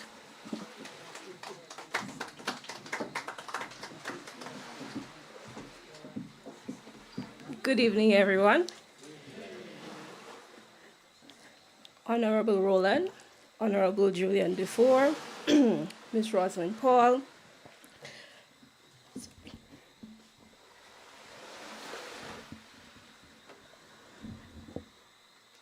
yeah, thanks. Her Worship Carrie Brady Prince, Ms. Valmon, Lisa Valmon, Ms. Pascal Selwan, I hope I pronounced that properly, Ms. Patricia Chambers, and Mrs. Martha Ostry. Thank you very much for the invitation. NBD is thrilled to be here. At NBD, we understand the challenges small business face and also the economic opportunity for these entities to prosper. Small businesses such as the Almond Deck represent a significant portion of the economy, inclusive of their contribution to the tourism sector. NBD is dedicated in providing support and also resources in the growth and success of this segment. With the development of the carded improvements in the north, for example, the Cabritz Marina, we anticipate an increase in the number of small businesses which will be integrated into this project to make it a continued success. NBD also recognizes the impact of global warming and environmental degradation on our climate in recent times. And we are committed to provide funding to ESG projects aimed at preserving our local environment. An environment, as we are quite aware, is critical to our tourism sector. We have therefore partnered with the Eastern Caribbean Partial Credit Guarantee Corporation. It's a mouthful. We refer to it as the ECPCGC Guarantee Program, yeah? And this agency, it helps to provide assistance to our small businesses. So for the fisherman who wants to invest in purchasing a new engine or a new boat so he can continue his supply to the Intercontinental, this program is for him or her. To the farmer who wants to invest in better equipment, to plow his land or harvest the crop, we are ready to serve you with this guarantee. Our manufacturers who will be creating crafts for the gift shops at the Cabritz Marina, this is for them, and so much more. This agency, it provides the partial credit guarantees to the financial institutions on behalf of eligible micro, small, and medium enterprises, MSMEs. We like acronyms at the bank.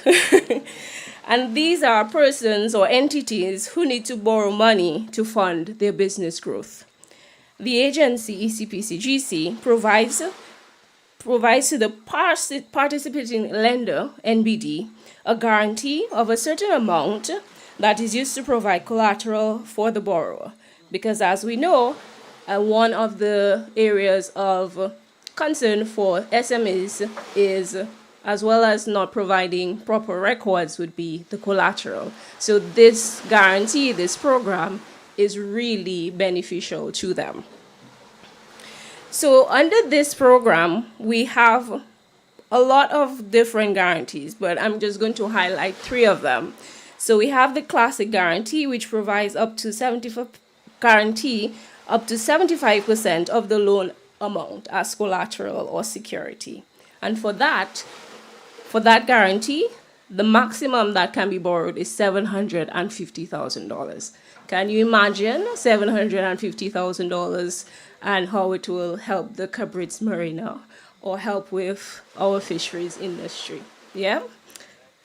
So borrowers would need to have 25% of the loan, and this would be their equity in the project. Now, it is not to say that this individual must bring 25% on the table one shot. We know how things are, and we work with that individual. Yeah? The other guarantee, it provides up to 80% guarantee as collateral, and that is for loans up to $200,000. Again, beneficial in terms of where we are looking at in the tourism sector.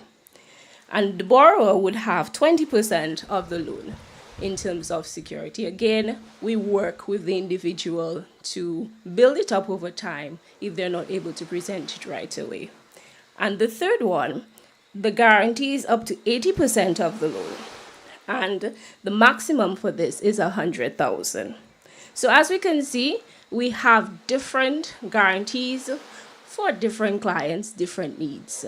And also, this program, it provides resources to include business plans and also helping the SMEs to prepare the financial statements, which, as my colleague from IDBank would have highlighted, is a key area that our SMEs are not able to provide right away. So this program, as we can see, is really beneficial in that area.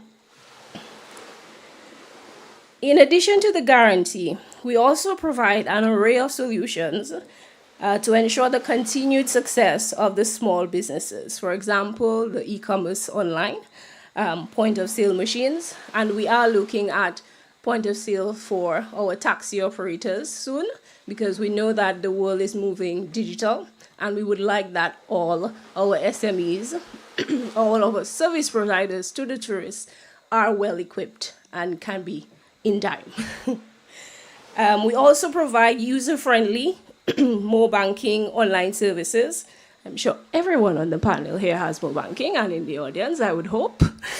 So they can all attest that it is quite user-friendly and quite useful in terms of the features. In the upcoming months, you can look forward to NBD in engaging our SMEs in an intimate level in collaboration with our various partners. And this would be to provide education on best practices, mentorship opportunities, specialized products, and much more. We appreciate the invitation tonight, an event, providing an avenue for various partners to put forth their ideas and means to improve the tourism sector. And we look forward to many more invitations such as these. Thank you very much.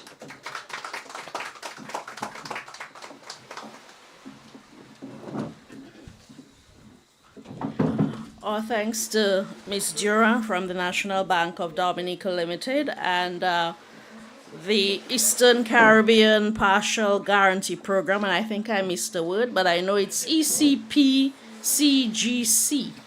And because it sounds a little bit complex, that's a perfect reason to make your way down to the National Bank and interact with Ms. Dura and her colleagues to find out much more about this facility that seems to hold a lot of promise for potential investors within the tourism sector. I also noted a reference to point of sale for tourism service providers, and it struck me because I know I've come across this in a tourism document very recently. So it means it's something that the Ministry of Tourism is pretty open to. So we look forward to these kinds of services coming on stream. Our next presenter is Ms. Rosalind Paul. She's a former government minister and currently serves as consultant on cultural enterprise development. And she will now present on the interconnectedness between culture and tourism. Please welcome Ms. Paul.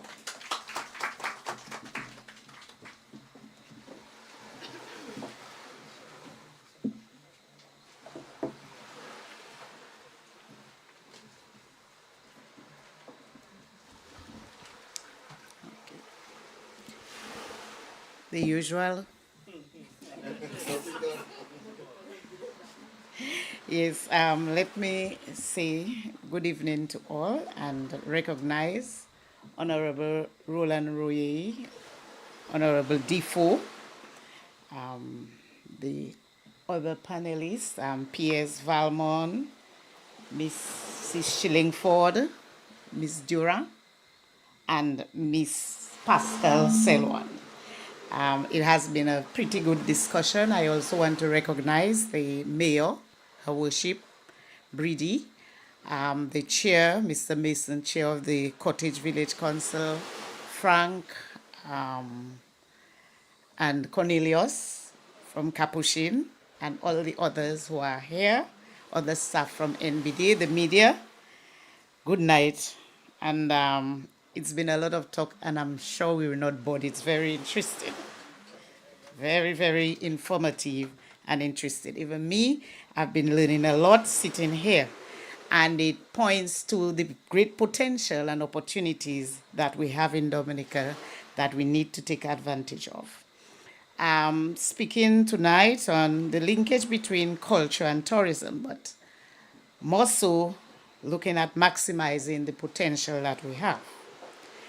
When we speak culture or culture tourism, we are speaking to the movement of people for essentially cultural motivations, such as study tours, performing arts, cultural tours, travel for festivals and other events, visits to historic sites, monuments, pilgrimages for folklore, and nature studies as well. But we'd like to extend that or expand that to include participation of visitors in cultural activities, whether these activities are their primary purpose or not. When we speak culture tourism, we are speaking of two major industries. Creative industries, or what we call the orange economy, which is probably one of the fastest growing economy in the world today. Globally, the creative industries is a 2 trillion US dollars, 2 trillion in size, accounting for about 3.1% of the global GDP and 5.2% employment, or over 50 million jobs. And that is according to UN estimates. And within the Caribbean, in the Caribbean, again, creative industries contribute to an average of 5% of the regional GDP and 3% of employment, or 22 million jobs. We look at tourism, and tourism is globally a $10 trillion industry, contributing 7.6% to the GDP, and again, millions of jobs for women, youth, etc. And in the Caribbean, in 2013, the tourism industry contributed 60 million US dollars to the GDP in the Caribbean. So we are talking of two major industries that we need to position ourselves, and we are doing that very well. With all of the investments that the government is making, with all of what you heard, all of the opportunities we are, and all of the accolades that we've been getting, step by step, we are positioning ourselves to take a bigger share of the market for a better market share for Dominica. We all know it cannot be contested that we have been richly endowed when we speak of our cultural heritage in Dominica. We have tangible or built heritage, and we've heard of the Cabrits, Fort Shirley, the Cabrits National Parks, Cana Heritage Park, you name it, we have a number of sites. But even more so, we have a rich intangible cultural heritage, our language, our Creole language, our folk dances and music, our folk stories, our legends, our indigenous people, the traditional skills that we have, the indigenous knowledge, our culinary arts, our fashion, and you can go on and on. We do have a rich cultural heritage. We also have a number of natural sites, and most of our natural sites have cultural significance for us. Even right here within the Marine Reserve, or part of the Marine Reserve, I think there's an old shipwreck. Even here, Tukari is a traditional fishing village. We do have a lot of stories to tell and experiences to sell. And why is that important? Very important, because today's tourists, they're not looking to just come and pass on a bus. We don't want tourists to just come and pass on a bus. They're not coming to just see. They want to be actively involved. They want to be immersed in the culture of the communities, in the culture of the country. They want to participate, they want to learn, they want to feel that they are part of. So it is very, very important that we re-strategize, we tap into the rich cultural heritage that we have to create new and enhanced experiences for our tourists. And we do have the niche markets. And while Miss Pascal was speaking, I know I've been to Kempinski and I was able to see we have as dessert our traditional confectionaries. So she spoke of agricultural products, but I know, and it came right from Pebush, the peppermint, the coconut cheese, this what we call sick cocoa, the ginger, right? The tamarind ball. And those are the things our tourists come, these are new things that they can have, our traditional confectionaries. So not only have we been able,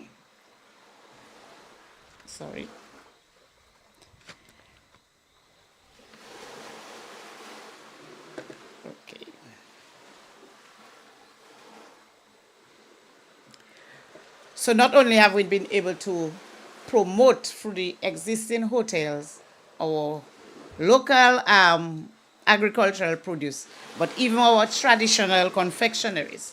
I also know that with the Pebush Cultural Group, the Pebush drummers have performed at these hotels, and you get the returns.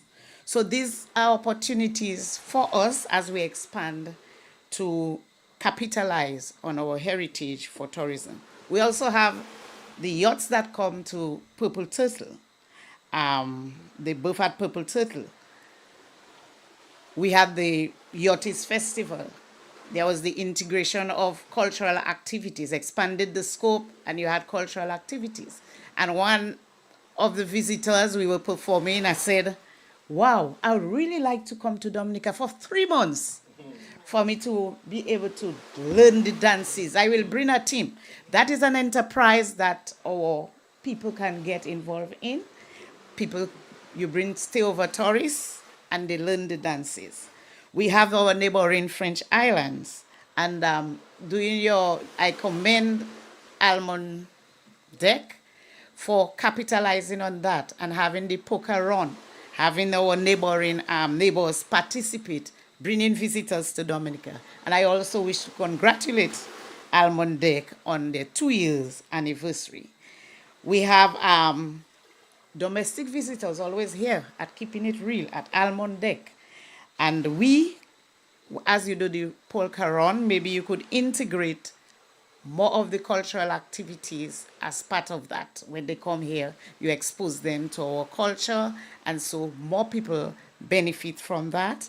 You have, I know, the Clifton School, Dos Fanta Pan, expose our children to the tourists, to the visitors, and so on.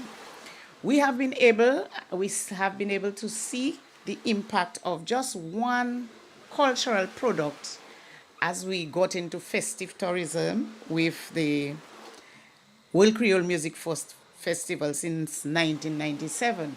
And you heard the PSC that this is the time when you have 27%, 30% increase in visitor arrivals. And they come for the cultural experiences, they come for independence, they come for World Creole Music Festival, and the impact is great. Our hotels are filled, our guest houses are filled, apartments are filled, there's food, our local cuisine, food and beverages, you have sale of local produce. After independence, you can go on the shelf and get anything at the supermarkets. It's like all local produce gone. And the government can earn more taxes and duties through that. Our entertainment, you have fringe events, so they come from World Creole Festival, but various fringe events, and so the whole country benefits, the overall economy benefits. Now, We have been able to do that, to use our heritage for festive tourism. But what about leveraging the opportunities through capitalizing on our rich cultural heritage within the communities through community tourism, what we call community heritage tourism? And we have started doing that. We are in the process, the Ministry of Culture, responsible for culture, and along with the Ministry of Tourism, we are putting together a strategy for doing just that, how we can empower and build capacity of communities to do all that, to get more fully into community heritage tourism, linking tourism and culture. And while we are doing that, we have been trying out some of those things. You heard mention of the seafood line, Tukari seafood line, where we expose our local cuisine, our music, our entertainment. We tried out in Bonn jazz and the arts, where you have not just jazz, but you bring in the traditional aspects of our culture. And what we need to do is, as we do those things, we promote it at the hotels, we promote it for the yachties, so we do not just have locals, but we have the visitors join in and spend the US dollars. We also have tried the Lawana Balalin. The Capuchin Cultural Tourism Group has tried that last year, and on Saturday again, there'll be another version of it. We are hoping the Tukari Seafood Lime is going to be a monthly event. We are working towards that. Those of you who have been to Oyster in Barbados, that is what we visualize as the marine comes on board, as we have the international airport being constructed, the marine village. We can think of our craft, branding our craft, vending shops there, performances there, traditional performances, events, fish festivals, and others. So we are marrying our culture with tourism. We have the marine village here. You could have a tour package that takes you through the North Corridor, all through Penville, all through Boisneuf, and where people can be able to vend their local products, sell the experiences in terms of culture, probably stop at a farm in Penville, get the agriculture experience. So the potential as we do this thing, as we go down to the communities, as we go across Dominica, the potential within the communities is great. We need to build the capacity, we need to do the hand-holding, we need to do the training, the sensitization, do the small, and some of them you do not need major investment. Like Lawana Balalin, you have Lawana Balalin, you promote it, you market it, and you get people to participate. So some of the activities do not really even need any major capital investment. It needs the human resource support, the training, the capacity building, and there's much that we can do, linking our culture, our heritage within our communities, and maximizing the opportunities that are being provided when we have the Marina Village, when we have the airport, to even export our branded items, to increase our sales of our crafts, traditional confectionaries, everything cultural, our dances. When we have the seafood lime, instead of having 3 bands, you could have 1 band, 1 DJ, and have your traditional performances. Because while we, the locals, may want just the bands, but our visitors want to be exposed to our traditions and heritage. I thank you.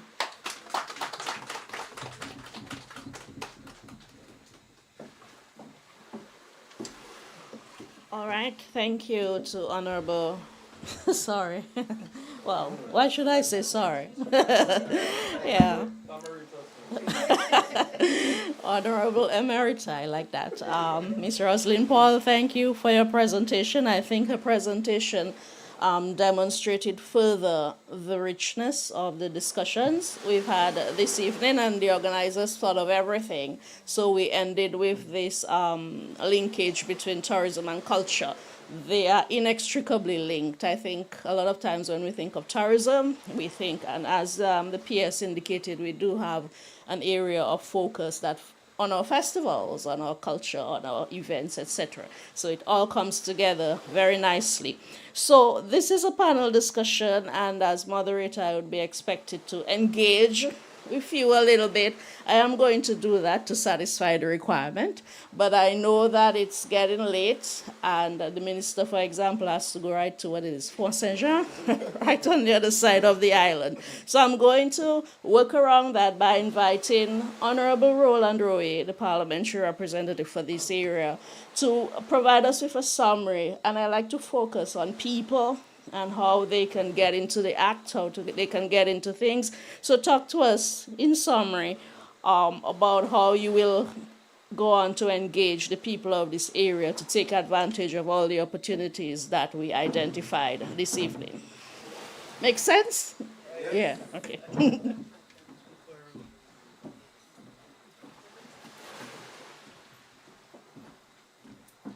Thank you, Dion, again. Yeah, in terms of engagement, Dion, at our constituency level, we do a lot of town halls. So we go to the different hamlets. We have like 5 hamlets: Capuchin, Clifton, Cottage, Savannah, and Tatan. We normally meet the constituents and present our plans, and most importantly, ask them to make their recommendations. So many times we have a long wish list, but we prioritize. Okay? So at these forums, we get the opportunity to tell them what's available. We have not yet brought in external resources like what's happening tonight. That's why I commend Almond Deck for doing that. So we have an idea as to areas of investment. However, discussion like this will continue. And as part for the area, we and my team, I must say, not me alone, because we have an association that really supports me on the ground, we are able to identify the businesses first that would need some level of graduation from one level to the other. We work with them, and of course we direct them to where the assistants would reside. For example, we have many businesses in the constituency that work closely with the Ministry of Tourism and DDA for sure, for branding and for concessions. We give IDA as well for concessions to take them from one level to the other. And in terms of product development, DDA always and ministry always lend a helping hand in doing that. So we'll continue to educate, and I'm not a banker. I don't give my biases to what bank or institution that they may go. But I have a soft spot for Mrs. Chambers. I should give my first student loan in 2003. Sorry, they heard them. Then, of course, government provide resources at concessionary rates to the bank, which is 3.5. So that would be my number one priority. But we also recognize the contribution NBD plays in the market as well. And I love the product that you presented tonight. And I hope persons will also exploit. So our strategy going forward in engaging is engaging Dion and educating and making our constituents more aware as to what's available. And of course, Miss Paul mentioned we're working very closely with as consultant to build on our product. Because in our constituency, we have a rich culture when it comes for, if you make reference to the Capuchin Cultural Group, one of the top cultural groups on Island, and a very active tourism committee in Capuchin that really oversees the operation of Kana Heritage Park and daily monitors the development, and they always invite me to the meetings. Maybe every other month I'm with them with the plans and programs they have in place. And I know they have a plan for Kana and will help them. As we speak, we're seeking assistance for the equipping of the facility. Tourism has completed it, but now I have to work with the tourism committee to equip it, to provide the refrigerator, the stove, the kettles, etc. To do that. So we've heard of the product, so we may just pursue that as a committee to see if we're lucky. If not, it'll be too much for me, Frankie, to get for you. So with these structures, it makes it easy for me to assist and to create linkages within the different subsectors within tourism and of course external sectors as well, like agriculture and the orange economy as well. So I'm looking forward to work with all the stakeholders. I mentioned about our cuisine earlier. I'm looking forward to working with tourism to provide that support for us on customer service. And my colleague Defoe, as we look to build the blue economy to take advantage of that as well in the constituency.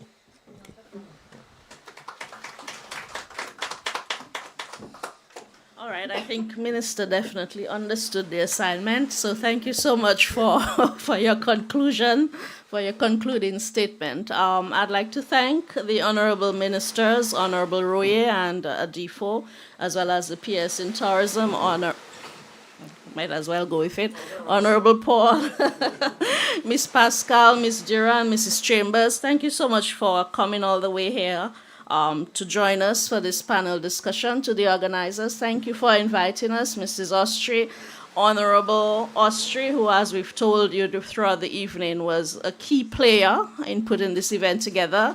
He called me several times, according to Pascal, from wherever he is. So we thank him and we commend him. Jose Austria, of course, who's a very enthusiastic young business owner, and her sister Brittany, who is here with us, and their mom, Martha Austri. Thank you so much for having us. To those of you from the area, thank you for joining in, for attaching significance to this event and making yourselves available to listen and to participate in your own way. The NBD staff and the Aid Bank staff, thank you so much for coming. I think I've covered everybody except our very valuable partners in the media from DVS Radio and Cairo FM, who are always, I know I work with them daily. They're very reliable, and it's nice to see you guys here tonight in Tukari. So to our listeners and those of you who stuck with us for the past almost 3 hours, thank you, everyone. Good evening, and get home safely.